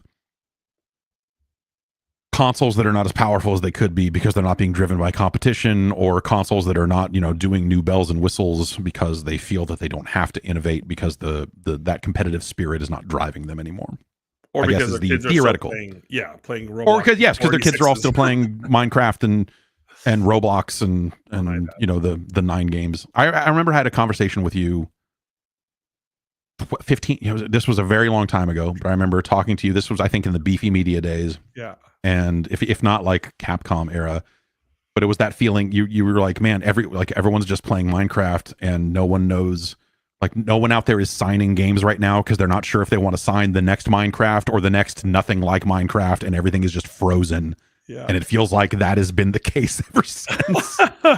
This is just now on a way grander scale because there's more money that's being made, and there's more sort of opportunities. I think going back to your sort of trying to figure out corporate intent. I think that the bottom line is there's money on the table, and there are, they got to recoup for acquisition costs, and I totally understand that. And from a business perspective, when you think about it just rationally, if you just were explaining this problem set to an alien, there is no victim. It's only upside. It's great for developers, great for players, great for the world, great for awareness, great for the ecosystem, great for the industry. Ta-da! Right? But for some reason, we're like, I'm like, what? It goes back to, there's certain things in this industry that I don't spend a lot of the time thinking about. And this is a perfect example of good on you, Phil. I'm proud of what you're doing. More eyeballs on those games, more people playing them. And you're right, the role is changing. I think it's before it was a race to the most innovative piece of hardware in your living room. And now it's like, if we go, okay, if PlayStation is our HBO and Xbox is our Netflix and Nintendo's our Disney, Pixar, and maybe that's sort of the outcome. They're content machines primarily, and they have their editorial slant of what they're trying to build. maybe that's the end point, right? And I also don't think the diminishing returns of performance from a chip perspective and stuff like that, it just doesn't matter. The stuff like I've been more amazed by the things I've seen different types of AI models do than I have of any visual fidelity, like 4K versus 8K versus, more than that's the point where I'm like, that doesn't make me excited. How it feels, how the sticks, the responsiveness, latency, and that's again, thank goodness. I think my midway tenure working with Ed Boon and Sal DeVita and Mark Trammell and Brian Eddy and all those guys really taught us so much about the hand playable build every day and what does it feel like moment to moment, 60 FPS, all that stuff. That to me is way more important than how fancy something looks. So gameplay to me is sort of the cornerstone of it. But dude, you're right. It's like an impossible challenge of this corporate governance and capital extraction of like who's the winner, who's gonna be the best. Right. Every I feel like generation transition is a bit of a dice roll, but now that we have backwards compatibility, I think the game's sort of a bit different now. It's great again for gamers. Like that's again, I like that we're allowing these new consoles to play the old stuff. I think it's super dope. Yeah, and I think that the benefit there is that it helps the hardware manufacturers maintain that ecosystem of like, hey, well, don't jump to the other side, or all these 800 games you have on your account are useless. Yeah. Or you won't be able to, you won't be able to access them without hooking up the old box and all of that. So there's aspects of that, but how many times have you hooked up your Genesis in the last couple of years? None, because I have like 30 devices in this room that will play Genesis games. All this stuff. I don't think you can say that on a podcast. Yeah, allegedly they can emulate. They're going to kick my door down any minute now and say, "Are you playing Rollo to the Rescue on the Genesis in here?" And I'll say, "Ice is working on two things. They're working on right. Yes. They're gonna. Yes, I'll be on a plane by the end of the day. Like you, I literally bought a thing. I bought a. It's called the Satiator, and this is the box for it. But it's a tiny device that plugs into the back of a Sega Saturn. Okay. And it has a SD card slot on it, and so you just fill it with every Saturn game that's ever been released in every region, which is about a little under a terabyte. Wow. And then you can just kind of load them. And the thing you quickly realize is like, oh, there's really not that many Saturn games that I want to play. That's like, it was always one of those things with emulators. You're like, I got them all. And you're like, man. Even when I go to arcades nowadays, which are like they have brand new, I'm like Paperboy. I'm like, this game wasn't balanced. The Commodore 64 version of Paperboy, let me tell you, no. Yeah. Speaking of Paperboy, I mentioned it earlier that Warner is seeing some changes. David Haddad, who's the president of that division, is going to be leaving, and Variety, kind of broke the story, or they had the story, broke it. Seems like they got quotes like, "Hey, do you want to run this?" He oversaw the division for a lot of years, but it's definitely, like people are definitely mentioning like Suicide Squad and Multiverses as like signs that, Warner's game business has seen better days, I guess. Sure. I would say. Even though Hogwarts did incredibly well. Right. Yeah. Kind of in the same time frame, but people are definitely focused on. They just want to pick the prunes. Well, I do think it's super weird that they bought the studio that made Multiverses, and like that whole. How did it feel as someone, like this was relatively the same time as Rumbleverse. Yeah. I think like Multiverse is having this situation where they were like right around, because I remember people were very confused about the names of the two of them for a little bit. Like Multiverses was able to go away for a while, pull like thanks for playing our beta, we'll be back soon, god, and able to kind of retool the game. People initially seemed very excited when it came back, and it seems like that excitement fell off almost immediately. But like, how do you like? That was something that was almost unheard of. The idea of like, hey, we're going to pull the plug on this because we can't change the tires of the car while it's running, right. and fix the problems. Yeah, I mean, behind the scenes is one of those things where you're always excited. Like when I saw it, I was like, oh, they got that Yeah. IP, and I'm always been an IP nerd. Mm. I haven't done the from Sour Patch Kids games, and but I love great crossovers when it's done super well, and I think our Yeah. industry finally got it.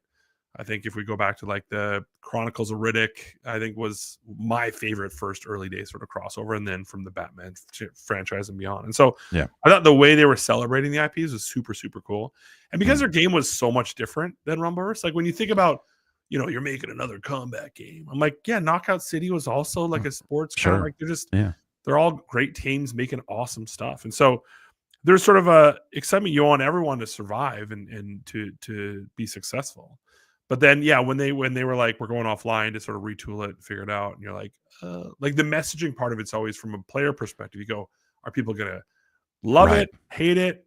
Like even with Rumbleverse to this day, there's still people tweeting at the Iron Galaxy account like, "Bring it back." I And get like, people coming to me. There's this one dude who I think is in France who will comment on a YouTube video once every few weeks.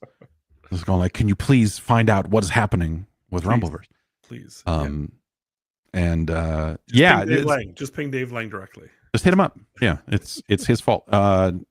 No, but no, to your point though, Jeff, it's all of these things are complicated. Even when you're like, oh, a product is being, how do you take a product offline that's been launched? I mean, none of it's like, oh, there's no book to handle this stuff. So you're like, okay, what's the kindest, best? And the thing I loved about working with Epic is like they were so understanding of player sentiment, and they're so understanding of the happiness, and they want to be really generous and all that stuff. So it was it's not a pleasant process to go through, taking a product offline, a game offline, especially when it's been, less than a year kind of thing. Mm-hmm. So with that other team, we were like, oh, good luck with them. I hope they can bring it back. And if they have to tweak some stuff, I think so you always go to what else could we have done? And you go, you could live in that world, the woulda, coulda world. And I don't subscribe to that because I'm like, put in our best.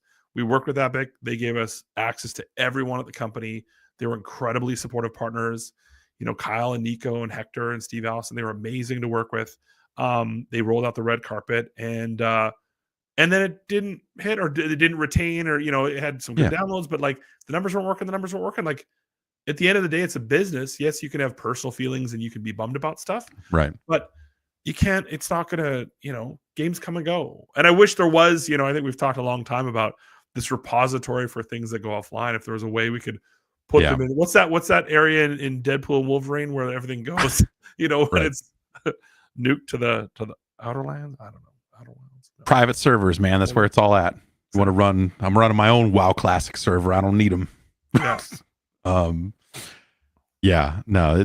But Warner just seems like a really weird company these days with the stuff that they own and everything. I mean, with them owning so much Midway stuff. So much. I know. I have a lot of feelings about the old Midway. Yeah. Like the idea that that they haven't made a new Paperboy, for example. Just one example. Well, yeah, but they haven't really done much. They did that Gauntlet game for PS4. Yeah. It was not great. But they really haven't tapped into any of that stuff. Do you imagine I don't know. It seems like it's just like I was talking about with EA, that a lot of those IPs aren't necessarily things that are going to grow to these massive sizes, right? Yeah. Yeah, no, dude. It's funny whenever it's kind of like my Capcom days when we were like doing all those HD remixes. And when you look at the whole list, like, we got to bring back, like, I remember I've joked with you about this many times about Black Tiger. Yeah, that was back in the arcade days. It was like my favorite game. I was like, I got to bring that back, Black Tiger. Figure it out one of these days. Got to figure it out. And everyone's like, never. And then we try to do even our version of building a list where we sent a list to everyone. And it was always like the 32nd most picked Capcom IP. And I'm like, I think I would like get on the phone and be like, no, you need to do the Speed Rumbler. Stop screwing around and make a new Speed Rumbler. It's a car can shoot. Somebody's like, it's Rygar. I'm like, Rygar wasn't even Capcom. And I think Midway, I think some of those IPs, I mean, of course, the sports stuff was I just loved it all so much. Yeah. But there's a lot of awesome stuff that's just kind of sitting there. And you go, you're right that you like, if it lived in a different place, if it lived in a different town where the mayor got excited about doing some stuff and dabbling with it. And I think even with, EA tried, with the NBA Jam stuff, and it was like again, it goes back to that grain of sand of profitability versus everything else. Like, how do you choose, pick and choose? And so sometimes when things that you believe in so much, you will it back to life. Remember when Activision tried the Sierra stuff and it just didn't, the King's Quest reboot, like it just didn't take, even though I thought those games were super cool. Yeah, man, I think some of times we look back at those things with rose-colored glasses. Sure. But like, what would a modern day paperboy? Would you have to basically do like? Oh, I know. Yeah, right. The motocross, would have to be like a Dave Mira, then you're throwing things through and smashing. I don't even know where you'd go with that, but some of that stuff definitely, like, the premises are so thin. I don't know. I think about stuff like Spy Hunter. Oh my! It's probably one that could be expanded on in a way that you're doing a little bit more with it. They put a Spy Hunter arcade cabinet in. It wasn't Suicide Squad. It was Gotham Knights. Really? You had a home base that you could visit, between missions or whatever, and there was just a Spy Hunter cabinet that you could go play. Yeah. And then you realize, like, oh man, original Spy Hunter is fucking impossible. It was really hard. You just go too fast. A lot of those games were. Yeah. But I don't know. Like, for me, it's always like stuff like that or Smash TV or something like that you think about. Yeah, I always love the premise of Smash TV, like doing a modern day. How do you take a Squid Game or take Beast Games or take like that approach to something like that? I think it was super cool. But I think that's the thing, is like, at some point, what is the IP worth when the new generation doesn't even know? Right, exactly. Like, how do you get people to understand what the fuck Paperboy even was, or what Tapper, was a newspaper, or what even was it? Sure, I guess, if you really want to stretch it out. It's a mail server, you're shooting unwanted spam. It's called spam. I always thought that they should have made a Paperboy sequel where he grew up and was delivering papers in the era where adults did it in cars. Oh yeah. Where it changed from like kids on bikes to like tired, angry people in cars at like 4 a.m. throwing fucking newspapers out of their car. You're talking about the Amazon delivery sort of like subcontracting system right now. It's just delivering boxes. That's actually one box boy, right? There you go. Delivering Amazon. Yeah. Making sure it doesn't crush. Actually, that'd be good. Like you have to after touch, like a golf game where you gets to land perfectly. If it's fragile, I think we're onto something here, Jeff. This is where the money is made. Everyone wants to do this. Do not invest $300 million in this idea. Yes. Finally.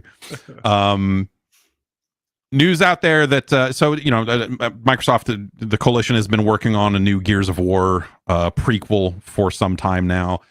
And they have announced that People Can Fly is going to be contributing in a co-development capacity. They worked on Gears Judgment, so they kind of, and they worked on a lot of the Gears games, but they led Gears Judgment, and so they kind of have experience with Gears prequels. Cool. That's the Gears of War franchise. Like, when I think about Microsoft and kind of the stuff that they're doing, like, I'm actually like, I think that they've got like a really good lineup for the first time in a little while here. Like, Avowed is around the corner, and I played that. It seemed really solid. Cool. But I think about that era of like the juggernaut Xbox franchises, the like Gears, was it like Gears Halo Forza or Gears Halo Fable, depending on Gears Halo and a third thing. It was like a quarterly event where it's like you are hunkering down for the next 3 weekends to play this game, right, by yourself or with your friends. And it was like, I remember it so clearly, like playing Gears. And just that always with Vidyaki, always like, hey, get over here, cover me. I'm chainsaw a guy. I don't have no ammo. But more of that. I'm into it. I think what Space Marine and Helldivers 2 taught us is that the appetite is there. I think if you just do some nice spin and a little bit of change up, I think the sort of just alley approach. Right. I think now we've learned like it's better to have more angles and be a little bit more open. But we'll see. I'm all those teams are great, and I'm excited to see what they do. Yeah. I'm excited for. I've always been excited for Gears, even if I've always felt that like the competitive multiplayer in those games was always like totally miserable. Because you're just getting sawed in the face. Well, it's just like dude rolls up, shotgun stuff. It's like man rolls up with shotgun. Yeah. You're just like, It's one of those skills where you're just like, as you're starting to get better at it and realizing that this is how you have to play this game. Instead, I was just like, I'm just not going to play this. Like as I'm getting, I don't want to do this. I don't want. This is not a skill I want to be good at. Rolling the around, slow motion Sonic, spin ever, right? And the motion blur, you're always like, God damn, he's coming for you. Yeah. And in this is kind of we talked about Phoenix Labs. They did lay off a majority of their folks, and that's terrible. Also, some additional layoffs at Ubisoft, including this is according to VideoGamesChronicle.com that Ubisoft Leamington is going to be shutting down. This is the studio formerly known as Freestyle Games, who made the DJ Hero games. Right. As a former DJ yourself, a current Jeff. My son's hockey games. Oh, okay. I've been DJing all of his hockey games, which is super fun. Yeah, that bums me out. I remember playing when Parker was probably like 15 months old. I would play it. He would be in my lap, and I would have it over top of him. I would be playing DJ Hero. Yeah, dude. Studio, like, obviously, I'm always sad when people get laid off. I'm extra sad when a studio closes. Yeah, because it's all those years of all the memories in the walls and everything that's been built, and that camaraderie and that teamwork and vision and stuff like that. And so all these headlines are always heartbreaking. And then there's the survivor's guilt of the people that make it through, or the people at other studios that don't get impacted. And then it's just a constant, headline. And it's really, I don't know, man. It's really difficult. Yeah. And it's not getting any easier. I mean, we're seeing these headlines every single week. Right, exactly. And so this is 185 people in Europe as part of their, Ubisoft has announced that they're going through a larger restructuring. Sure. Reflections will be touched by this. They're the developers of Driver San Francisco, among other things. Yeah. Reflections, they go all the way back to like Destruction Derby on the PS1, technically. Wow. Some of those people. Yeah. Isn't that where they made their bones? Maybe I'm wrong on the lineage there, but I want to say that that's where some of that stuff came out of. Dusseldorf and Stockholm also will see some reductions. Obviously, like, this studio had not worked on a rhythm game in a long time. Sure. They were working in a support capacity, and they worked on Avatar and Star Wars Outlaws and some other stuff along the way. But under Activision, they did DJ Hero, and then they did Guitar Hero Live. Yeah. Obviously, Fortnite has its kind of like, as when they absorbed Harmonix and they kind of built that rhythm game in. I tried Fortnite. it a few times. Did you play it much? A little bit. There's just something about the way it's structured, and also I was playing it at a time when the instrument support was not where it is now. It's probably not still where it needs to be. Right. But they have gotten better at some of that stuff. But it was just this aspect of like, here's this weird multiplayer game where you don't really feel like you're in a band with the players you're playing with. It was like everyone's just kind of going for their score, and right. It felt really aimless. Whereas like Rock Band is such a, like a community, a camaraderie, like and part of that's just because that was local multiplayer for the most part. You could do it online, but like, do you think the wish fulfillment? So like, there's it's just such a time and a place. You had to be there. It's one of those things, Right. Do you think that sort of time, plastic instruments, and you look at the retail landscape and digital downloads over physical and all this other stuff, like, it feels like that there's just that the world has been stacked up against the very notion of any type of large scale rhythm game. Do you think that there's a path forward for that stuff, or is it just, I think, like you said, time and a place? Yeah, I honestly think, like, watching how my kids, and I hate to give them another shout out, but like, they purchase things from TikTok Shop, myself too, right? Of like, if I see something like, oh, that's cool, I never thought about that. I think there's a time and a place in the future where like something that is experiential and sort of can be viral. I think the thing we'll never have is that celebration at retailers across the nation where it's in every big box store and stuff like that. Right. Like, that's gone. So it's going to be more of, hey, did you get this? Did you hear about this? And try that out. But and that part's sad. I mean, there was nothing like going to a friend's house and be like, oh, this is my song. I'm like, I'm really good at the bass. But they're like, oh, can you play lead guitar? You're like, no, I'm going to do the bass. Like, damn it, we wanted to play that.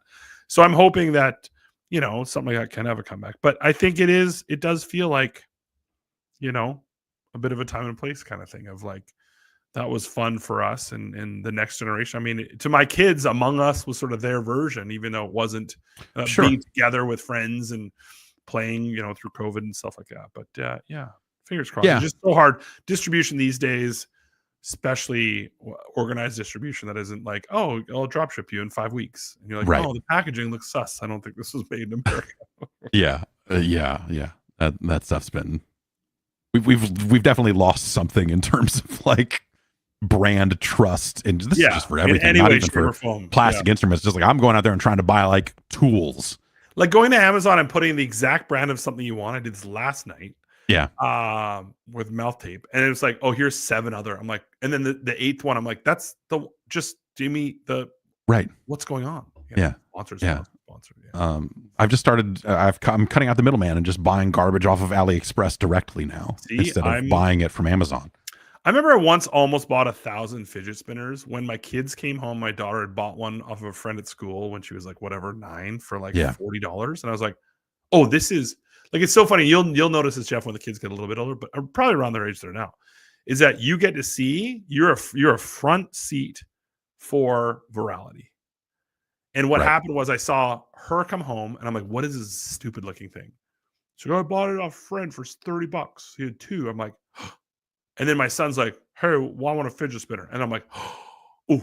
And then I went to my wife, I'm like, I need to buy 1,000. And they're like, I don't know, 60 cents each. Right. Yeah. And within probably 4 weeks later, every 7-Eleven, there's a big box of like just what I like to call, the dump filler. There's it's just going to fill up in a garbage dump somewhere. Exactly. Yeah. Just microplastics that go in. This is going to be cool for like 4 months. And then now they're all in a dump somewhere. Just making the world the worst place. Yeah. The number of just toys that we've already like packaged up and donated and just like stuff that we've moved on from that like the kids just don't want anything to do with. Yeah. Is like alarming. And then you try to resell it and they're like, I'll give you $1 or 50 exactly. cents. Yeah. It's worth kid stuff now, especially with the good quality stuff that isn't, because you got to worry about all the ingredients and where it's sourced and all that stuff. It's super important. You like resell like, this is a really good stroller and like, I'll give you $40. You're like, it's like, no, this thing was $400. What are you talking about? It's the premier jogging stroller. What are you talking about? Yeah. Oh, my son's negotiating with a local kid right now to try to buy an e-bike off him secondhand. I was like, this is just. we had a bassinet that I put together. Yeah. And the baby tried it and the baby did not want anything to do with it. So it was a bassinet that had been used for about 45 seconds. Brand new. And is completely brand new, completely built. And like we tried to get out there and just like sell it secondhand for next to nothing. And there were still no bites on it. Yeah. And it's like, you have to be like, I'll bring it to you and I'll give it to you for free. Basically. Yeah. It wasn't even like, I can't leave this outside. We ended up, and a lot of the places that you can donate that sort of stuff to specifically will not take furniture and things for babies because they're just like, well, what if you built it wrong? What if it's missing a piece and it breaks in the walls? Exactly. Yeah. And so we, like it was just like that thing is still sitting in my garage, completely brand new, a little dusty now, but hey, I turned to the advisory panel. If you want to join the advisory panel, you can go to the Patreon, go to patreon.com/Jeff Gerstmann. You can find details on how to sign up and get on the Discord and all this other good stuff. I turned to them for some questions for you that I'm going to throw your way now. Pat Bear says, so I assume in your many years in the industry, you've worked with consultants before.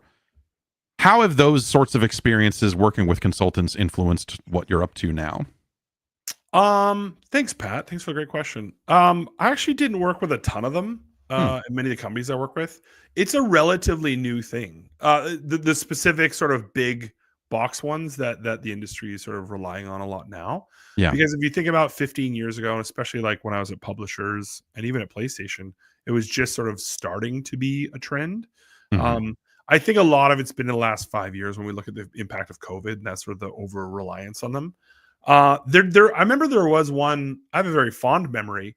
When I was at PlayStation, we were doing some branding exercises around like the PS4 and what does PlayStation even mean? And we brought this creative consultancy in, and they were amazing. They sort of took us on this awesome journey. We did this 2-day offsite, and it was the way I think they were both able to connect with us as people, but also with the Mhm. mission and the brand. And they understood, like a lot of people, if they tell you how to feel or tell you what a brand is to them, you're Yeah. like, but do you feel it? You know? And PlayStation was a very special place because it means so much to so many people. And Right. it's important. Like you can't come in there and be like, "Oh, I know exactly what it is," and then you rattle off 3 sentences. You're like, "You have no clue what it is." It's so much deeper than it, and they were able to really take that and articulate it, and almost feed us back the boiled down version. And that's what excites me right now. I'll often meet with a client or a partner and talk about their vision. They're just like, "I want to solve this problem." I'm like, pause.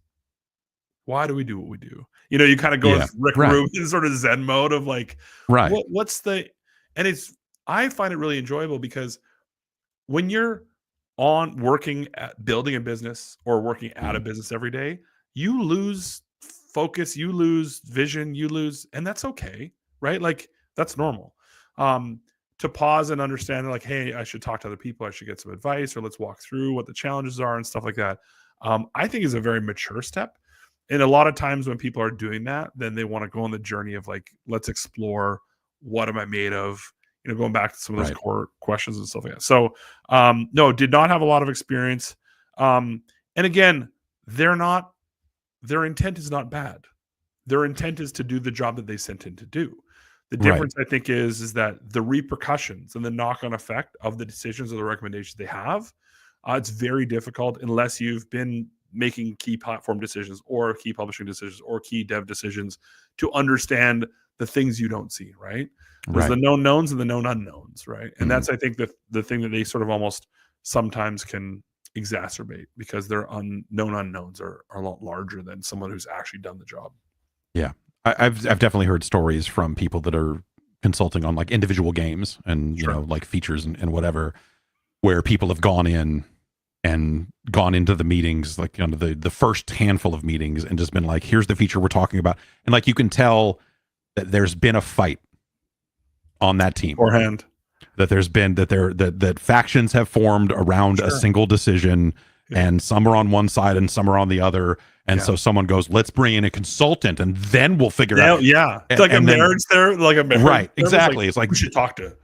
Because they're gonna tell me I'm right, and then right, finally, exactly. And then they're brought in with the expectation that they're going to validate the person who brought them in, and it just sounds like that some of those environments can get toxic from the get-go because like you're being brought in for kind of the wrong reason, or brought in at like a weird point in the process. Like, not that that's an invalid, obviously, like, sometimes decisions are hard to make, right? And you want to sanity check them against, an external voice or something like that. But it feels like there's like a holistic, normal way to go about that. Right. And no, fuck you, we're bringing somebody in, like that, Right. that method. And if one team brings it in and then like, okay, so now we've met, and then you walk into that room, and I'll never forget, I've been in that situation. I remember when and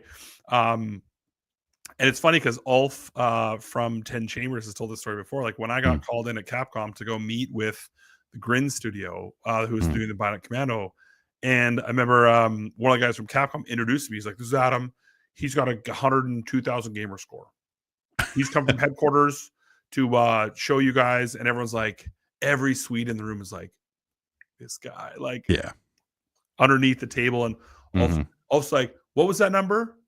Right? Just like, 102,500 or 400. I just want to make sure that I understood. Yeah. And I'm like, what an awful introduction, because I'm like, okay, now I'm sort of perceived as the guy. I think that's part of it, is trying to connect with what the intent is and not being because a mediocre consultant wants to come in there and give mediocre advice, so they just kept getting called for the next 3 years right to just keep the burner warm. And I think that's the difference. I think from my perspective is I truly care deeply about this industry. That's more important. Like obviously making a living and building a successful business is important, but not at the cost of the people that are on the low side or the victim side of this industry. Like it's important for us to start driving in the correct direction. And I think there is hope, there is brightness in the future. It just takes a little bit of different thinking, a little bit outside the box of like, how can we do this more holistically? But it's going to be a long journey. Speaking of Bionic Commando, Yes. Armely. Yes, Armely. What was that whole process like? Because it felt like, obviously, being on the US side of Capcom felt like maybe that wasn't an amazing place to be in terms of the way Japan viewed it or something. But like that Bionic Commando project, I feel like it inspired a lot of strong feelings on all sides when it finally did ship. What was that? How, because obviously you came into Grin at some point there, but like you ended up being there for kind of a while, right? Or were I was there for about on and off 9 months. Mhm. 7.5 of which my wife was pregnant with our daughter. So Jeez. yeah, real, truly awesome husband work there. It was a situation where basically they were like, we need someone from the US leadership team to go in and check in. And all of the exec producers on my team were spoken for and working on projects. Mhm.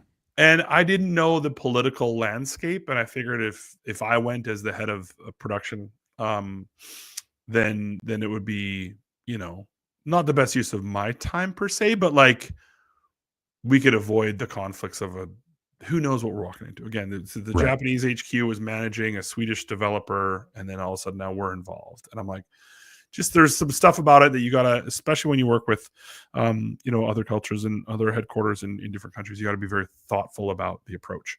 So going over there, it felt like no one wanted us there. Right.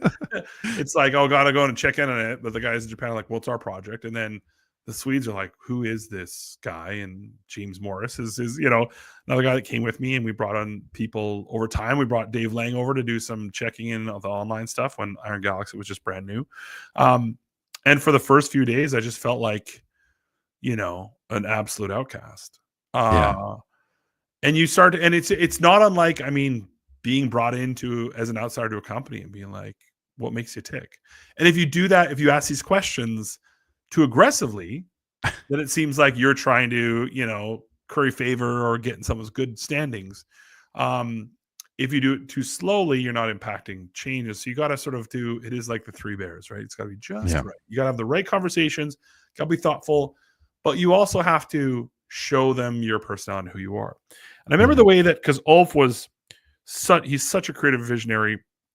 If you haven't checked out Den of Wolves' new game, please check it out. And they made GTFO at the new studio 10 Chambers. Anyway, absolute visionary, but also very hard-headed. I love him so dearly. But when we first met, he did not like me. And it was obvious, right? It was like the creative director / co-founder of the company wanted nothing to do with this. Yeah. 40,000 American. I'm like, I'm just from a small town in Canada. He's like, okay, well, that's plus 1 point. Right? I could just in his mind see him. Yeah. And then we're talking about the game and talking about feedback. And I was like, okay, what are the biggest problems we need to solve? What can we cut? Like going in and starting thoughtful conversations around like, we have 7 months to ship or whatever it was. I think 10. Well, anyway, 7 months to ship this. We know it's super important to the company. We know quality is super important to you guys and gameplay moment to moment. How can we get through this together where the product never suffers, where the product is still what?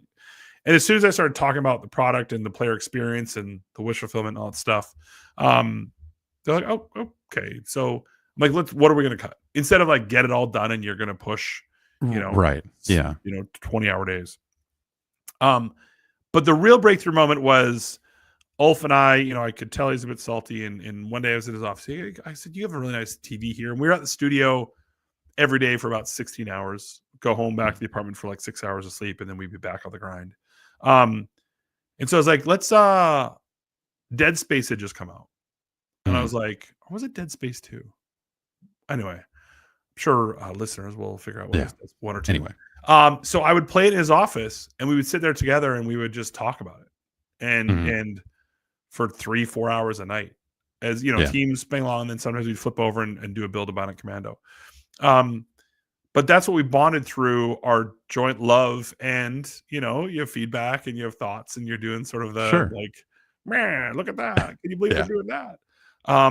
But going back to the game itself, we knew it was an important big step because it was, a studio outside of Japan, bringing back an old IP that had a pretty significant budget with a mechanic that was hyper complex, right? The thing about Bionic Commando, And by the way, bless up to the team at Insomniac for making the greatest swinging Yeah. simulator in planet Earth. Because the team at Grain did a great job, but it was very physics based. It was very specific. And when you knew how to do it, it was. And you tell me, Jeff, you played it like when you were flowing, it was this flow state. It was almost like Tony Hawk flow when you were that good at it.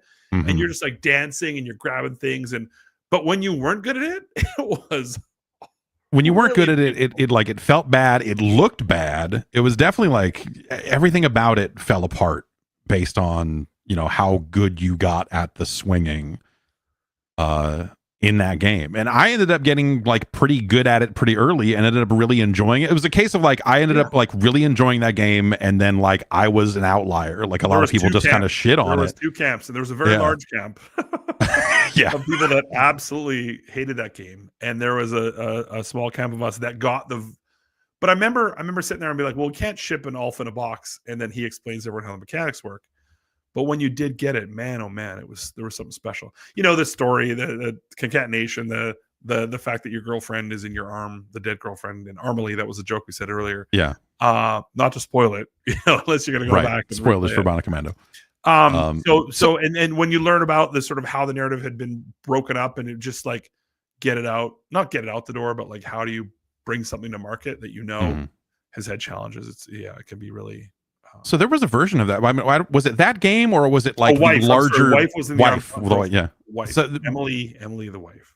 But so I remember hearing at some point that there were plans for an entire squad of people with bionics, and all of them had family members in there. Like there was like a girl with a bionic leg, and her dad was in the leg or something like that. Was that ever actually a serious thing? I do recall there being a series of where it was like not just family members, but sometimes it was like, oh, my old army leader. It's got to be someone close to you for the bionics to work. And he pulls the trigger or whatever. The bionics basically they were made out of people, right? The bionics were made out of people, Jeff. They were, that's basically what they were. But it was, and you go, all right, I'm not here to change the narrative. I'm just here to. It's a little too late to rewrite this. Yeah, I don't know, whatever. By the way, by the end of it, like and this is really difficult for anyone to listen. And not that I don't know how many of your listeners care or viewers, but like shipping a game with a team is one of the most special experiences that I've ever had in my life. Like being there as a team, hunkered down, putting that build in someone's hand where they at the time had to fly right to submit it and not just upload it.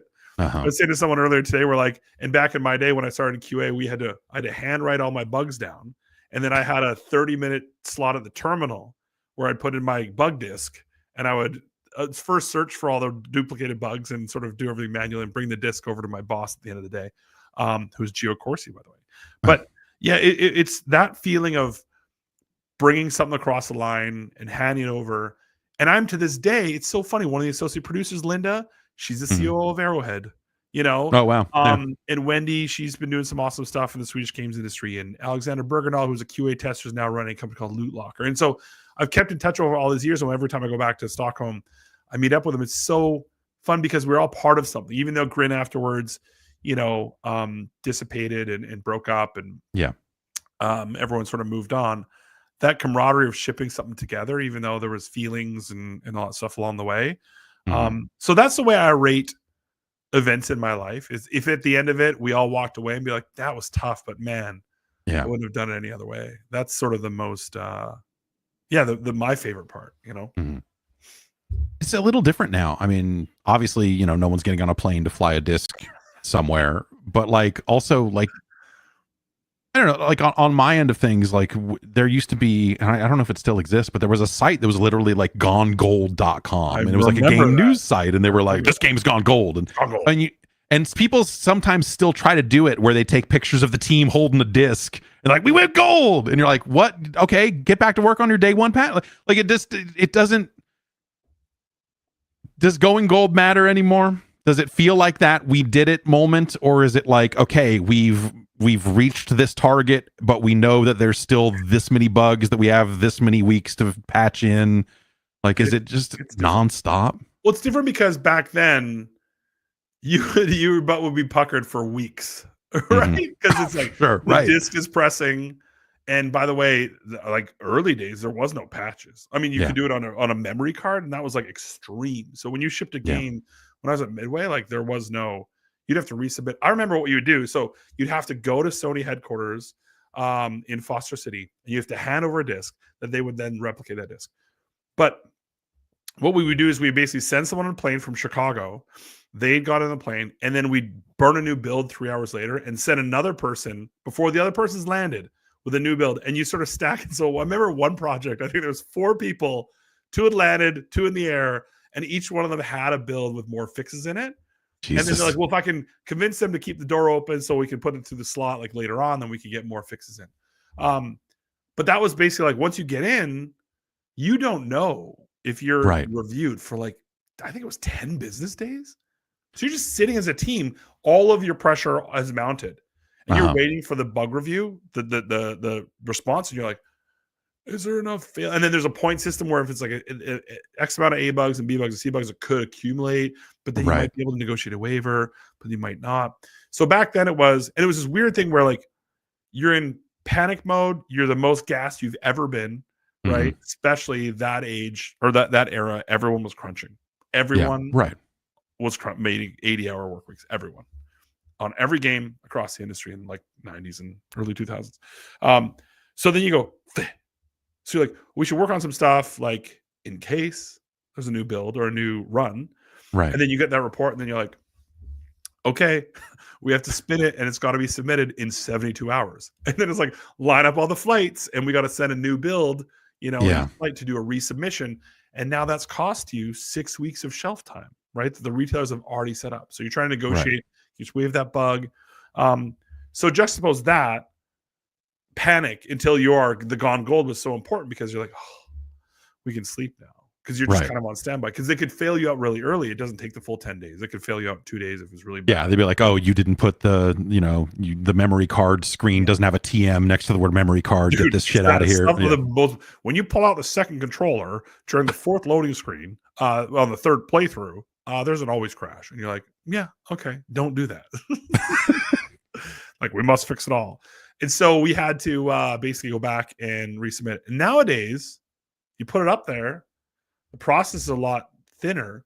But what I like about it nowadays is that the onus is on you as a developer. Like, if the game's absolute trash tier from a quality perspective, or there's some egregious bugs that you missed, and then the platform missed it. Back in the day, you would rely on the platform as they were the Army, the Navy, the fire department. They would find it all. And nowadays, their role is just to sort of hand it over and do a light check, automated check or whatever.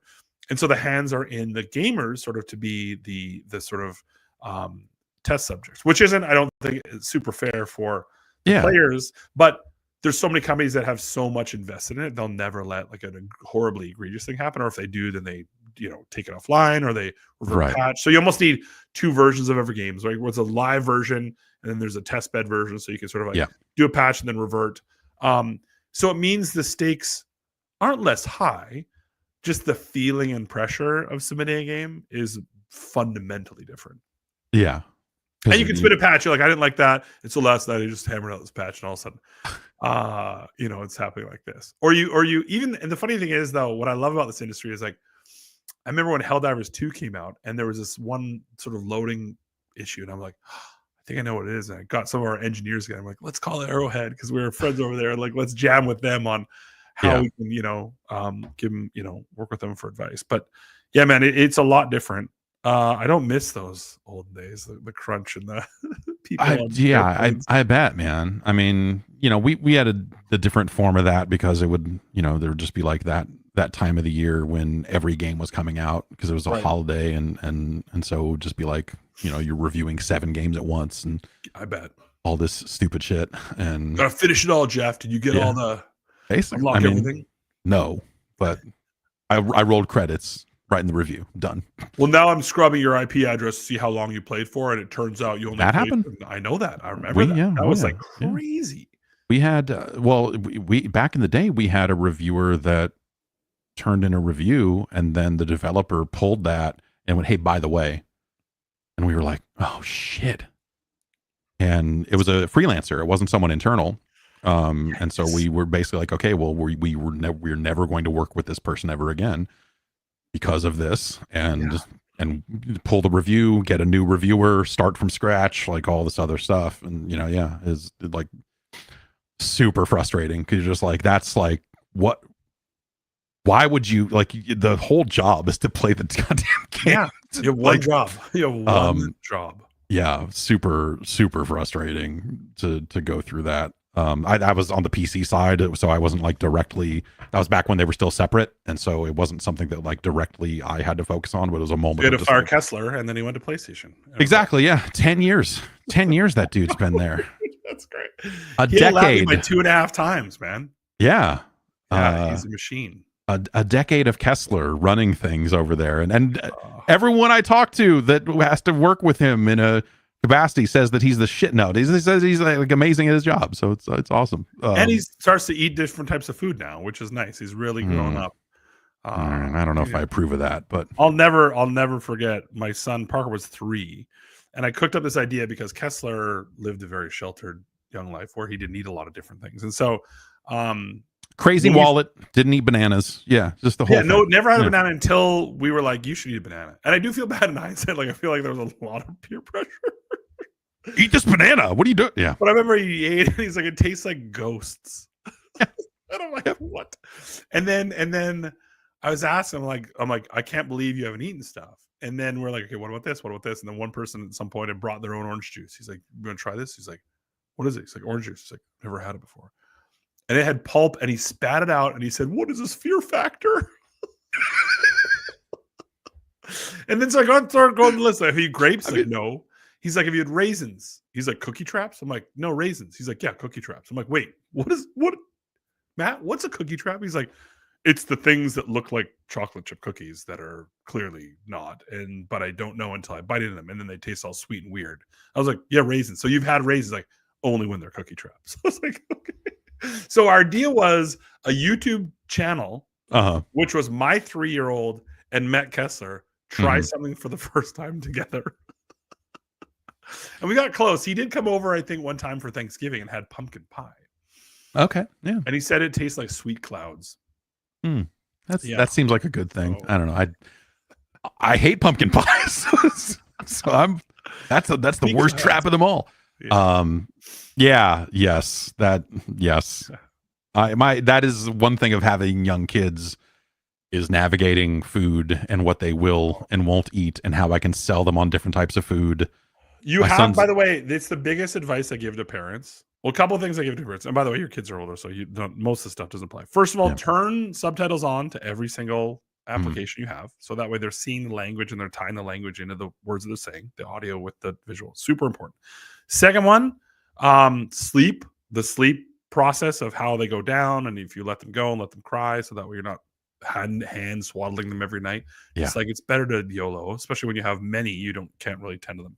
And the third thing is, do not let them take over in their food choices, because I still to this day anyway, I will not go into details about the member, whether it was a friend or a family member that was over here recently in their 20s, that when they go to restaurants are like, do you have buttered pasta and chicken nuggets? And I'm like, you are in your 20s. And so that is a lifetime of parents never intervening. I know it's super hard. I'm not saying it's easy again, but to just say that, but like finding ways to integrate it so that way they have it. It isn't like a barren raw broccoli on their plate, but it's like integrated into something.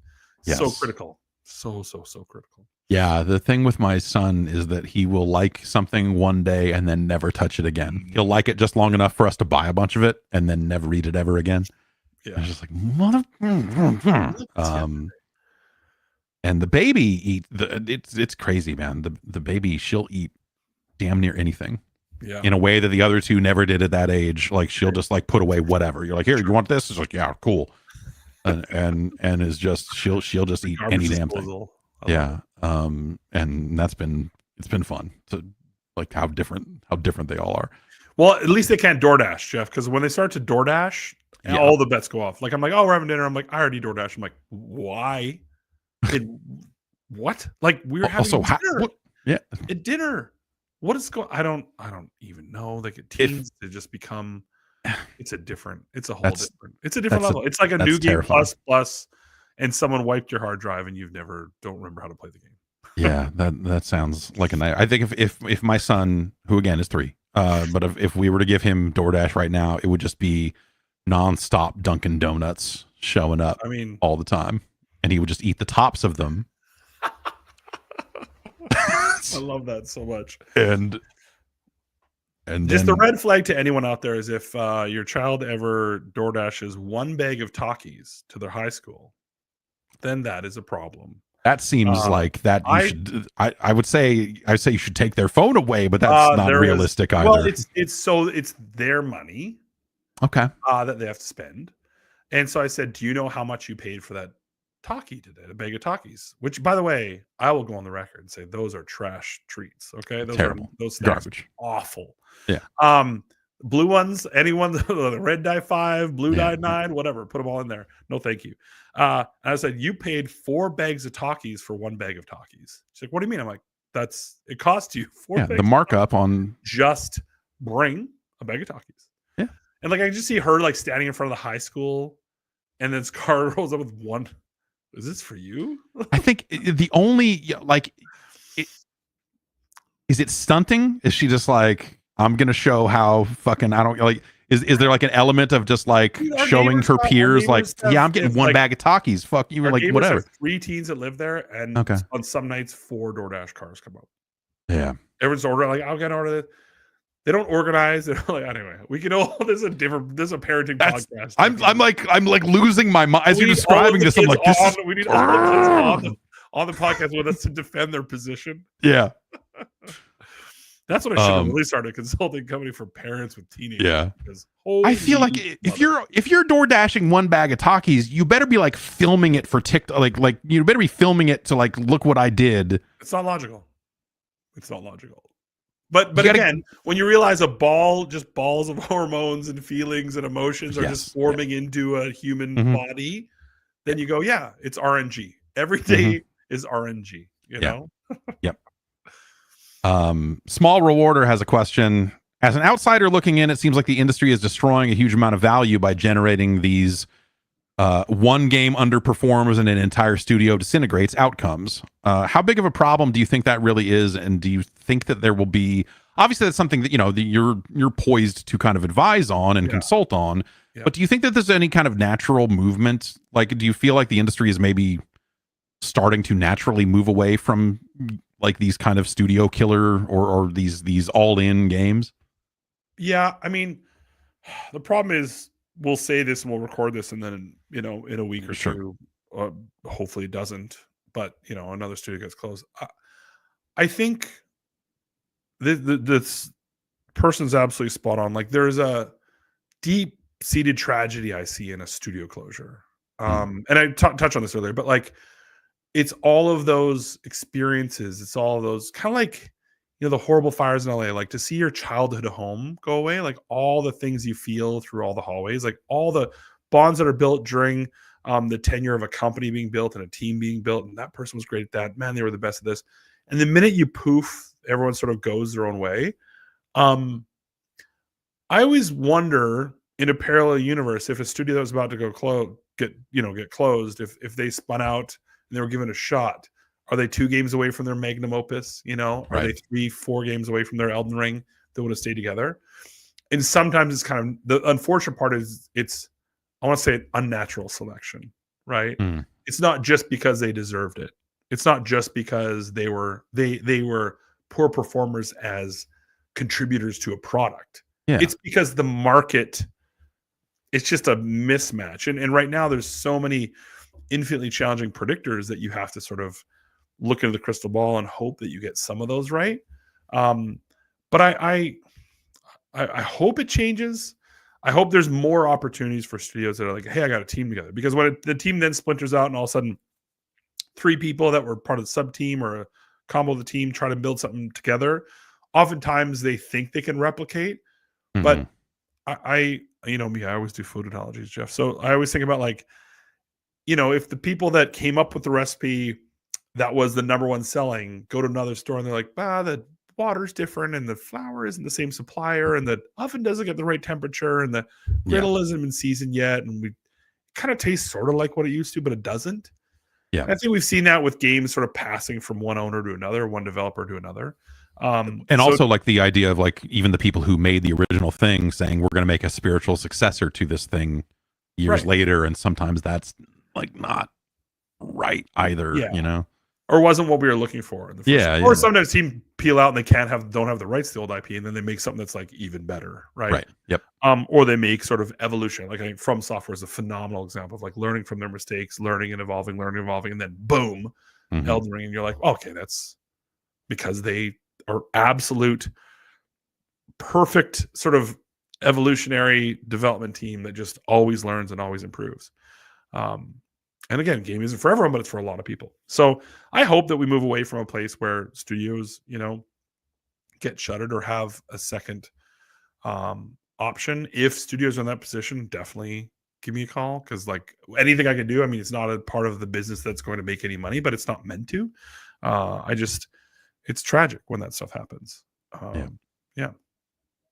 And Fred asks, in your opinion, this is interesting. Like, what is the size and scope of a sustainable game studio in 2025? And to expand on that, what are they doing? Are they making their own games? Are they doing kind of work for hire stuff? Is there another option? There is 4 sizes that I'm hearing are people's self-proclaimed perfect sizes: a 25, a 40, a 60, or 100.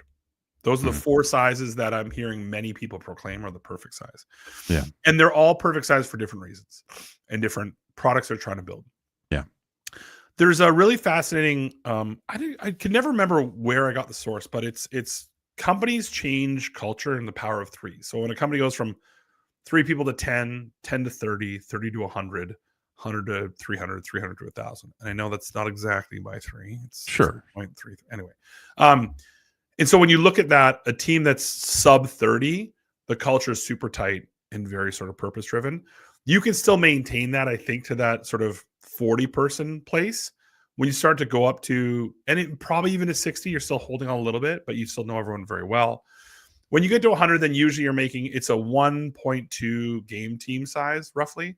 So that means most of the teams focus on one thing. Probably you have production people or comms people or videographers that are sort of helping support. And then maybe there's a micro team that's building the second thing. That seems to be a big trend that I'm seeing, is that people, when they're starting the new thing, or if their whole big company shuts down, they want to go back to the basics. You know, there's a lot of great examples of big creators that ran massive teams of 500 people that are like, man, my new team's never going to be more than 80. Right. You know? Yeah. And then they get to like 95 and they're like, crap, I got to stay true to my word. But those are the right, and I know that's a lot of different options, but the sub 100 is definitely the size du jour, because it's more sustainable. It's not as many mouths to feed. But what I'm finding is that smaller side, that 25 to 40, it's like that's the core leadership and creative team. And then now the new world order is like, hey, let's team up with 5 different subcontractors or co-devs to do different pieces and parts. And I think that's probably the most sustainable sort of situation we can create for the future.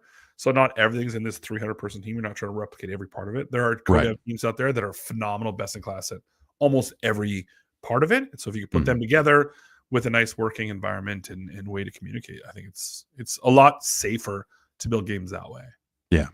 And it seems like the working together across studios is something that everyone's been just getting better at over the years, whether it's through COVID or, you know, even leading up to it. It seems like that was happening totally more and more. I mean, how many roles are there at studios these days that are just like traffic cops, that are just like, okay, I've got to manage this external partner and all of that stuff? Like, is that something that's kind of well known that, hey, you need someone to do this, or are people just kind of like freeballing it and going like, you know, they're going to turn in their stuff and whoever gets it, or, you know? No, it definitely has evolved, right? I think when a lot of these companies start, they're like, we'll just have a producer handle that relationship, and then all of a sudden they're like, we need an external development department, and then that team is staffed to sort of because also so many vendors out there. There's so many people that do the co-dev work, and you're like, which are the good art ones, and which are the good online ones, and which are the good this, and which are the good that. So they need to manage then the people you like just got swallowed up by keywords or somebody, and they just now you got to find somebody else. Maintain our same relationship, and the price is going to change. And do I trust them? Are they reliable? Quality changes and shifts, and so I've heard of some companies that basically have a rotational squad, that they have backup codevs that are in the wings in case this one falls out of quality, so they can sort of slot them in. They have the 3 sort of pinwheel strategy.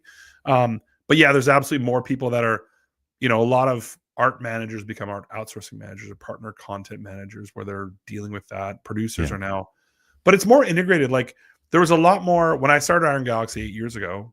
There was way more, well, which studio is going to work on it? Right. Is it the Orlando team? Because I heard they're all everywhere. They're all distributed. Yeah. And so when COVID hit and the whole industry took probably a 30% productivity punch in the face, Iron Galaxy didn't really, because we were already used to plugging and playing with everyone's company. Right. So our productivity definitely went down, but it didn't go down the same monumental amount that everyone else's did. So when we were working with all these companies, they're like, oh, so you guys know how to do this? I'm like, yeah, we've been firefighting the industry for, before I got there, it was 6 years, and then, continuing on. And so a lot of them learned from the way that we operated to sort of build their teams and how to integrate. And then it felt organic. Like, a lot of people that are on teams work with amazing partners, whether it's Blizzard or Riot or, stuff like that. It feels like they're part of an extension of them. The olden days of like, you're just a subsidiary, or you just, those are the outsourced guys. It just doesn't exist in the highest performing teams anymore. It feels like all for one and one for all, and it's the right approach. You're there through the end of the project most of the time. It's not necessarily you're just like dropping on. Well, I'm sure there are some deals where you're like, hey, we need to drop some people on this for 6 weeks or something, just to get there. But nowadays, that's probably not. Rare. And also, like, usually we didn't have availability for a long time. So they have to book it in advance. And 6 weeks is usually not worth it, right? It's min spec 3 months and sometimes years, right? Some people have been working on the same project for 5+ years. Right. Yeah. That's wild how much that's changed, and how's the Chicago game dev scene these days? I mean, you're still in the area. Yeah. Like, obviously, like I EA Chicago came and went, and like, obviously, NetherRealm is still there, Iron Galaxy is still there. Yeah. Was it Jackbox is in that Jackbox area, is here, right? Yeah, Mike Builder and the squad. Yeah, they got their squad still here. Yeah, does it still feel like, because there used to be like, oh, here's the Boston game dev scene, and you had a cluster out there, and then a lot of that got wiped out, and so you have these kind of like game dev towns. Yeah, like how Chicago is a game dev town these days. I mean, there's like get-togethers here and there. Young Horses, but it is Young Horses is a lot of them are remote. Phil moved to moved out of state. Yeah. It doesn't feel like I was up in Madison for MDev, which is a conference up there, Madison, Wisconsin, and vibrant. Like the pubs, it's really different. And I think, I don't know if I can go back and blame sort of the old culture of the yesteryear with Midway of being like, was never a collaborative place. But I also felt the same in Vancouver. In Vancouver, there were the people that worked at EA, and there were the people that worked everywhere else. And sort of those two sort of paths rarely crossed unless people left to go somewhere else. And then, so there was a really vibrant social community in the non-EA world. And then there was a social community within the EA people too. But in Chicago, no, it's like there's not a lot of big group hangs. There's like smaller groups with a lot of indie studios and stuff like that. But I wish it was more like that. I mean, it's an amazing city, and you'd think there'd be tons of studios. I mean, Nashville was crazy too, expanding Nashville, because we're the first ever console dev there. Yeah. And so being the first in a city that's growing so quickly and so vibrant, super cool. And even Orlando also. Orlando, they got Tiburon, they got some other studios, but all 3 cities are not big like, hey, let's all get together, chummy chums, and talk about the industry like many other cities are.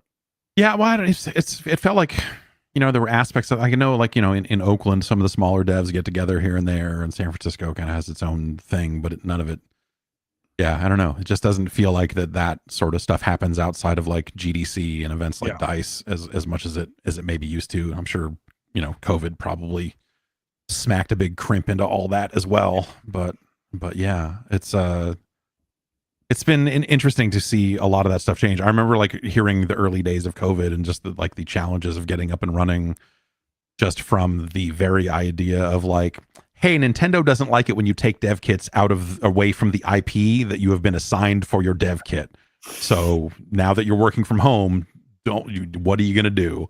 Yeah. Like figuring out all of that, all of And then that crazy stuff. everyone's allowed to be remote for permanent. And it's like now everyone's coming back. And it's Right. just that I think that the challenge is when you make sort of always or never, Sure. declarations. I think that's when people can rightfully have feelings about the situation. When you don't think it's right for you, or you think it is right for you. Because Yeah. remote is a challenge, in person is Definitely. a challenge, hybrid is a Mhm. challenge. They all have their different challenges. All of them can work. Right. Not one of them are better than the other. It's just if the team understands what's at stake and how to interact and how to communicate. If I was going to work with people that I've worked with for 10 years, we could totally all be remote because Right. there's implicit trust and we know what we're trying to Mhm. do. I think I'm going to have an office for this new company because we're going to bring in a lot of sort of young people and hopefully train them on the games industry. But Mhm. being in person, I think is important for that aspect. But Sure. some of the task stuff, it's to each their own. And I think anyone that's declarative about this is the one way, it's kind of like game development. You Right. must go dev or you must make it free to play. You must Yeah. everyone's correct and everyone's full of shit, right? Both things are true. You can be Right. right in one thing, but also it's not for everyone. And I think that's the biggest issue I see is everyone thinks there's a prescriptive path that Mhm. is the one-stop shop to rule them all. And there just isn't. Simply, it just doesn't exist. And too many times that we say, well, that other studio's doing that, maybe we should do that. I'm like, or do what works for you in the moment and create a pathway to success. Do you think that that's a real problem in a lot of game development is like, look at what they're doing. Like you hear the story about like, oh, our creative director went home and played the new Zelda and then came back in the following week and then had a bunch of ideas that he clearly just ripped off from Zelda and now we have to crunch all over again. But like you hear about stuff like that even just like at a higher level about like, oh, the CEO or the president's son drew a cool spaceship. Do you think that you could fit that into the game for him? Like No, a by the lot way, of all these stories are true. Like yeah, I've that's been in not the room when these things have happened. I'm yeah. like, hey, my son was playing this weekend. The balance is really off in the batter box. I was like, your son's sick. Yeah. I mean, you talk about like trying to have people who know games in the room more often and trying to help people understand. And that's, part of your mission. Mhm. Do you feel like you're at odds with like business suit number 4 who comes and goes, my son thinks the build is shit? And like, What I think, yeah, we call them seagull managers. They swoop and they poop. They just kind of and there's shit everywhere, and they just fly away. I think the important part is to understand the human impact. I remember I got to visit one publisher. I just got the job at PlayStation. I went to visit this one publisher, and they had just gotten their submission report back from PlayStation saying they had to resubmit, and they were about to gear up for a weekend of working. And I was like, huh. I was meeting a friend that worked there, and I was like, that's weird. It's like a Friday. yeah. I was like, let me look at the bug report. And I look at the bug report. I'm like, these aren't that bad. There's like some legal stuff, but they get patched that in. Like nothing here is. So I call up our cert team and all stuff, and I'm like, hey, this one seems waivable. Da da da. And I call my boss up. I said, hey, what is my as the VP of third party? What's the process for like bugs and bug reports? He's like, oh, you can just waive the whole thing. I'm like, Wait. you're telling an ex-QA guy who wrote thousands of bugs in his career that I can just say you're approved? He's like, yeah, 100% you can do that. And I remember going to the producer on that project and telling him that the game was approved and he could send the team home. And the feeling of elation, and then that team, knowing that team and everyone has families, and there's 100+ people that would have worked the weekend. And so when you understand the human impact of a decision, like in that situation, let's say I was in that exact situation. So I was, the ship. That's a situation where like, all right, Frank, you're head of art. So if we were going to go on that journey, how many, He's like, that'll probably be like 7 people months. I was like, oh wow, so we know our person month cost is this. Yeah. All right. So it's gonna cost that much. And probably he's like, yeah, I'll probably push out the project 2 weeks. I'm like, all right, so Bill, we want to push that out 2 weeks and add another, 120K. He's like, no. I'm like, all right, cool. Let's just so when you put the data in front of them, that isn't the emotional part of it. That's the important part of like trying to show them the human impact that Right. these decisions can make. And if they just ignore that and say, I don't care, then you're working at the wrong place. Right. Yeah. But those people still exist. Like people that are self-funded, or have raised $100+ million on some platform, right? How are you going to say no to the person it's their vision? Right. So that's sort of where the autonomy of the employee to make a decision of like, hey, this doesn't seem like a place I want to work, and but I've seen that, dude. It was happened much more in the early days. Nowadays, like I was very proud of both Chelsea and Dave. When there was builds of Rumbleverse, and it's like, there's thoughts, but us not having me like, can you, because the impact. You've been there. You've been on the receiving end of that last minute request. The team needs to come to that conclusion. The team needs to be behind it. And it probably adds a little bit to decision-making process from a time perspective. But the reality of it is that it's for the best for the team. If they believe in it, if you're forcing stuff down their throat, right. If you're showing up and being like, this doesn't feel right, and because I'm in this position, you get to do it for me. Yeah. Holding control, like, this isn't. Yeah. Yeah. It's definitely one of those hard things, like just from a people managing perspective of like figuring out when you're going to let people, like how much leeway you're going to give someone to kind of come to their own decisions, and when you're going to step in and be like, actually, no, this is where you need to adjust. And well, I think that's what a big evolution we've seen in the industry. And I think almost we see this sort of like reversion back, because back in the day, right, in the 90s, in 2000, I think it was very much like auteur driven or single point of failure driven product development, right? Whereas you have your Ed Boon, you have your Todd Howard, you have your singular sort of vision holder. And then I think we went to more of a community approach when we think about the Ubisoft games or many of EA's games, or, you have your Mark Lamias of the world, or, stuff like that. But over time, so then two camps formed, right? There was the auteur driven camp, and then there's the sort of more collective camp. But I see nowadays, as the teams tighten up and small, and a lot of these people that are talking about going smaller, I think they're almost reverting back to that directorial sort of approach of like one person that we can just, because that way we're just making decisions and moving, right? Fail fast and move, fail fast and move, or learn and move, or disagree and commit, right? That kind of stuff I think is really important. And I think actually it was I saw someone do a really, really important talk about their old studio they had been at that flew to 900 people, and it became this collective. So when it's that size, how can anyone really be making super fine-tuned important decisions? And some teams it works. Some teams it totally works at that scale. But like, who is the brain trust at that point? Like, who do you give the keys to and say, no, you've got final say on this stuff. Like, this is you're on the line here if this goes wrong, so you need to be the person.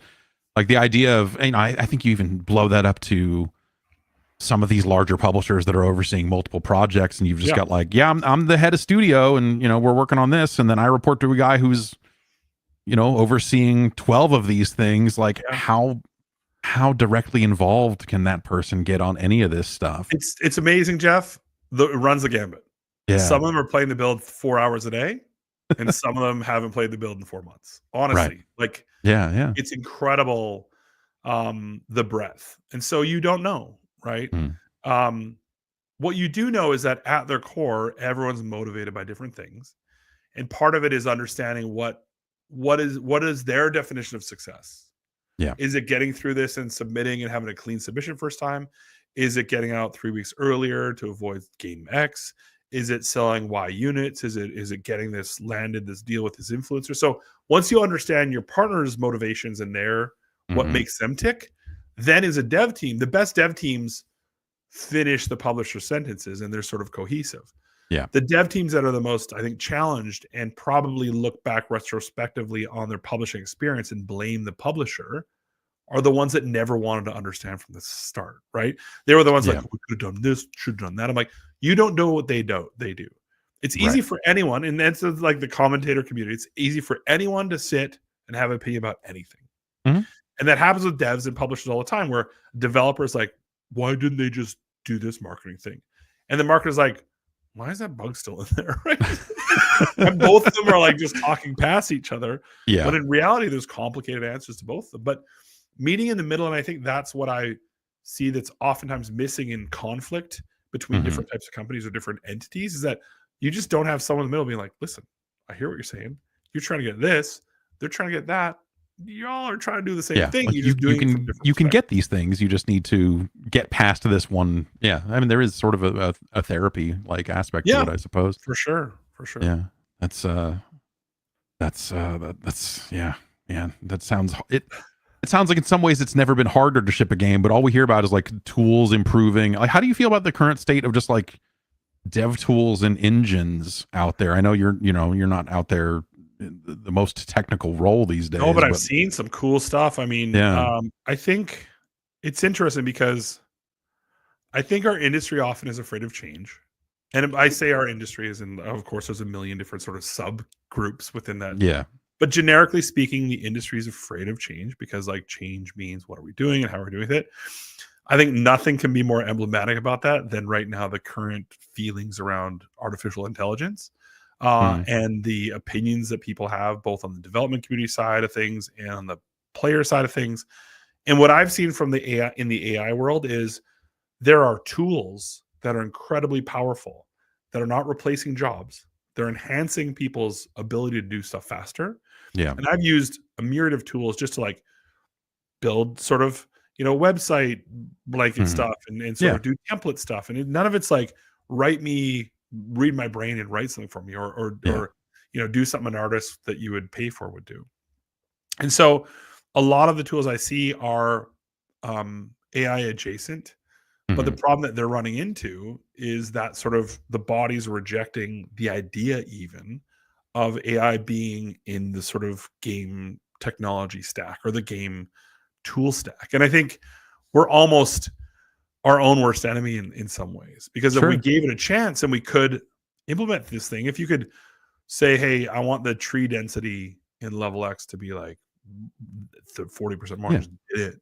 That's just speed tree, baby. I know they've been doing that, but for 15 years. Yeah, like I look at that and go like, yeah, you're probably right, but the unknowns on AI around copyright and what these models get trained on and all of that stuff, like you hear from like freelance, or like concept artists out there that are like, I can't, they're signing contracts that say I will not use AI to make this stuff because they're worried that if any of that stuff gets into the game and then later on there's lawsuits that invalidate that work, it's just like that stuff will get figured out, I think. And whether, like, oh, we're going to find a way to legally train these models or what have you, like, I think you're right. There probably is something out there that will accelerate some parts of this process, but like those unknowns, I think are still super big and looming. Yeah, but if we could log in, I always think about what the opportunity is.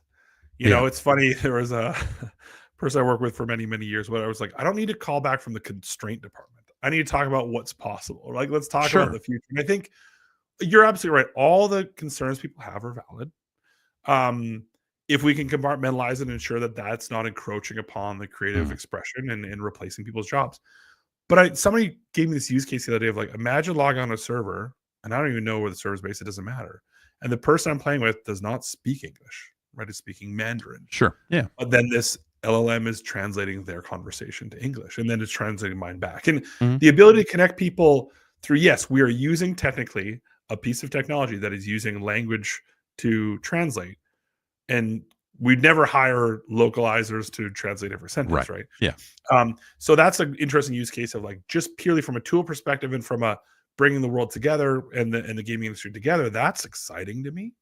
But you're right on the other side of Phantasy things. Star Online symbol chat solved this problem. My friend Gerald, who I worked with, had a cool Thundercats emblem, and that said everything it needed to say. Yeah.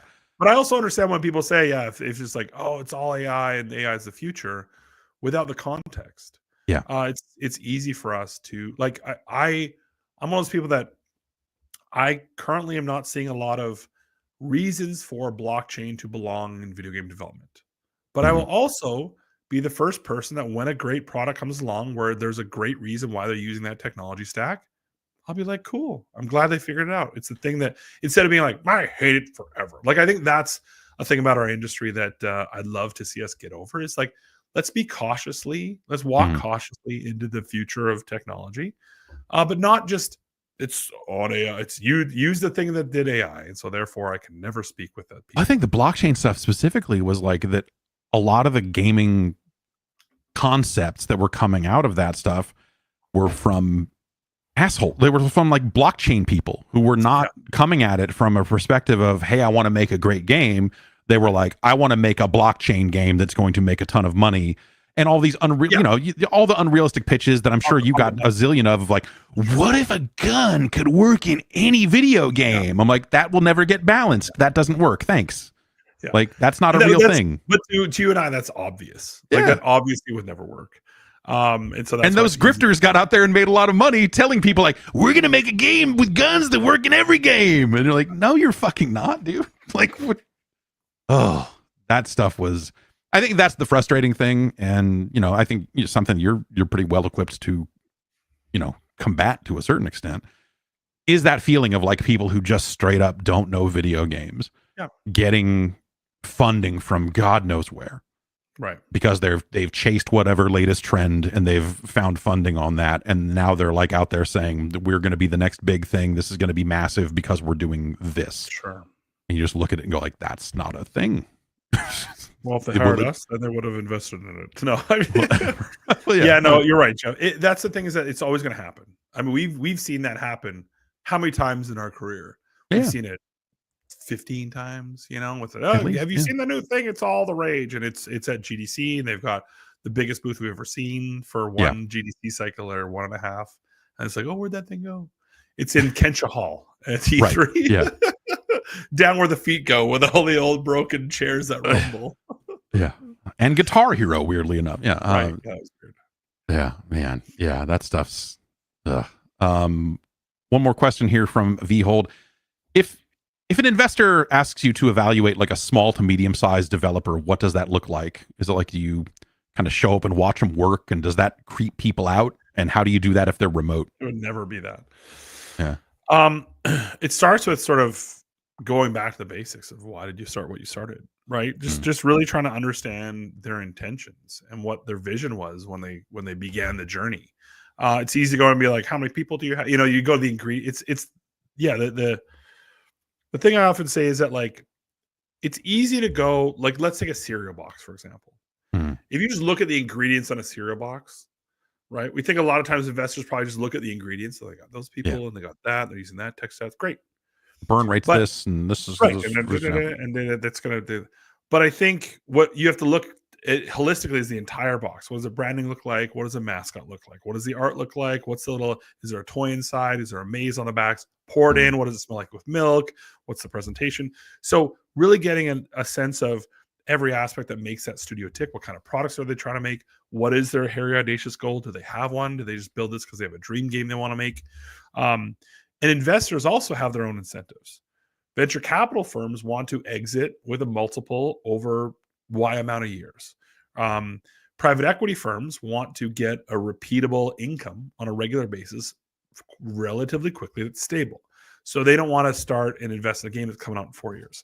A platform might want retention. So they might want a game that's really people are excited about. A publisher might want a cool IP integration. So it depends on sort of a lot of different factors of what type of investor they are.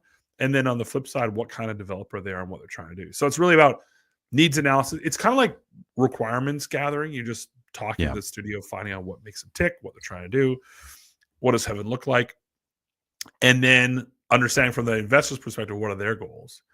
And hopefully there's connective tissue between the two and they're excited about working together. And if not, you sort of place the yellow flags. But I don't ever see us being positioned as like, oh, we're going to find the next big thing. It's more like, because you never know. I mean, I literally passed on Minecraft. So, I passed on Rocket League, and then Shane Bettenhausen was like, dude, Rocket League's the greatest thing ever. I'm like, I like it. But it's like, he's like, no, it's amazing. It's absolutely great. I'm like, and then we got a partnership with it, and I was wrong. And the first to admit it. So yeah, it's really about understanding intentions, context. Exactly like you said earlier, when that guy in the Doom interview was like, "Yo, it's just because of this." Yeah. There's things you can pick up on, and because I've now met with thousands of studios in my career, Mhm. you can see the pattern recognition pretty quickly of like who's got it together and who knows where they're going. Yeah. Nice. Yeah. Well, I think that's going to do it for us here. Awesome. We've had some people in the chat say like, "Oh, man, I'm going to share this with my team or something like that." Like if people want to get in touch with you on on the consulting tip, sure. How do they do that? They just track you down at DICE. Go to Vivrato.com. We've got a website there. You could submit either on a form or you can email contact@vivrato.com. The socials, LinkedIn. We've got a bunch of different social sites. We're still getting it all up and running. And then, DICE, we're running a really cool workshop where we work through some of these problem sets. And I think that's going to be the theme of this year, is going to a lot of different conferences and shows and basically trying to build action plans. And then when we get to a good place where we understand, okay, maybe here's some tactics to how to acquire players, let's publish those for free. Like, let's pass these things forward, because there's no reason for us to sort of hold it in a vault. I think the whole entire industry. I was going to say, do you feel this industry is like so way like overly secretive about everything? Yeah, we have been historically. Absolutely. And I think people that are facing like really hard business challenges, they're not getting their answers from a talk at GDC or DICE or Reboot or Gamescom, because those are very complicated situations. So we're forced, I think, at those shows to talk very sort of surface level about the problem set. So sometimes it's like, oh, lights are off, NDA signed, let's talk about how this stuff's going. I think what we're going to try to drive to do is just share more of those best practices outwardly, because that's not sharing that's not the stuff you should be keeping a secret about. How we get better faster, how we bring this industry out of this darkness into a light, back into light, and how we fix things together, because it's going to take a village. Like literally everyone that's reached out, to me is like, how can I help? I'm like, I'm going to ask you for favors. And so paying it forward, we're working on thinking about, whether we start Discord for people that want to help and contribute, that are knowledgeable. So we're working through a bunch of different ideas and options there. Yeah. Right on. Cool. All right. Well, thanks for having me, Jeff. It's fun, man. Yeah. It's good. It's good to see you. Yeah. You too. Been too long. Like I want to go to DICE so bad, but there's just no way. The kids are still too young, and it's like traveling's just not in the cards for me for at least a little while. MagFest with another one, like that just happened, like a big old public show. Yeah, it seemed like people had a ton of fun there, and PAX is always a calling to a certain extent. Sure. Like, oh man, it'd be great to get back to things, but yeah, one of these days I'll get back out on the road. It's been too long since I've been like way too drunk in a hotel bar. You know, it's not nothing you should miss, dude. It's nothing yeah, I know. It's overrated. Yeah, no, I know. Now especially it's probably 10 o'clock. We should probably pack it up. What do you think? I'd be like, one more. Is it soft now? Did this industry get soft? What? No, it shows it goes off the rails. I mean, it's just, well, especially post COVID, I found that shows after COVID was just like we had to make up for 4 years of enclosure. Right. DICE, I see more activity of people wanting to go to DICE and speak at DICE and meet up at DICE, which is great. See, I think GDC is going to be an absolute, even though I wish they moved it. I wish it wasn't in the least inclusive city on planet Earth. But we're going to make the trip out there and meet with the people. Nice. Yeah. Right on. All right, buddy. All right, Adam Boyes, thank you very much. Jeff Gerstmann, thanks for the time, bud. All Anytime, right. I'm here for you. And that's the end of the show. Thanks everybody for watching, and I'll be back this week with some more streams and stuff. Be back Tuesday with another episode of this show, and I'll see you then. Bye-bye.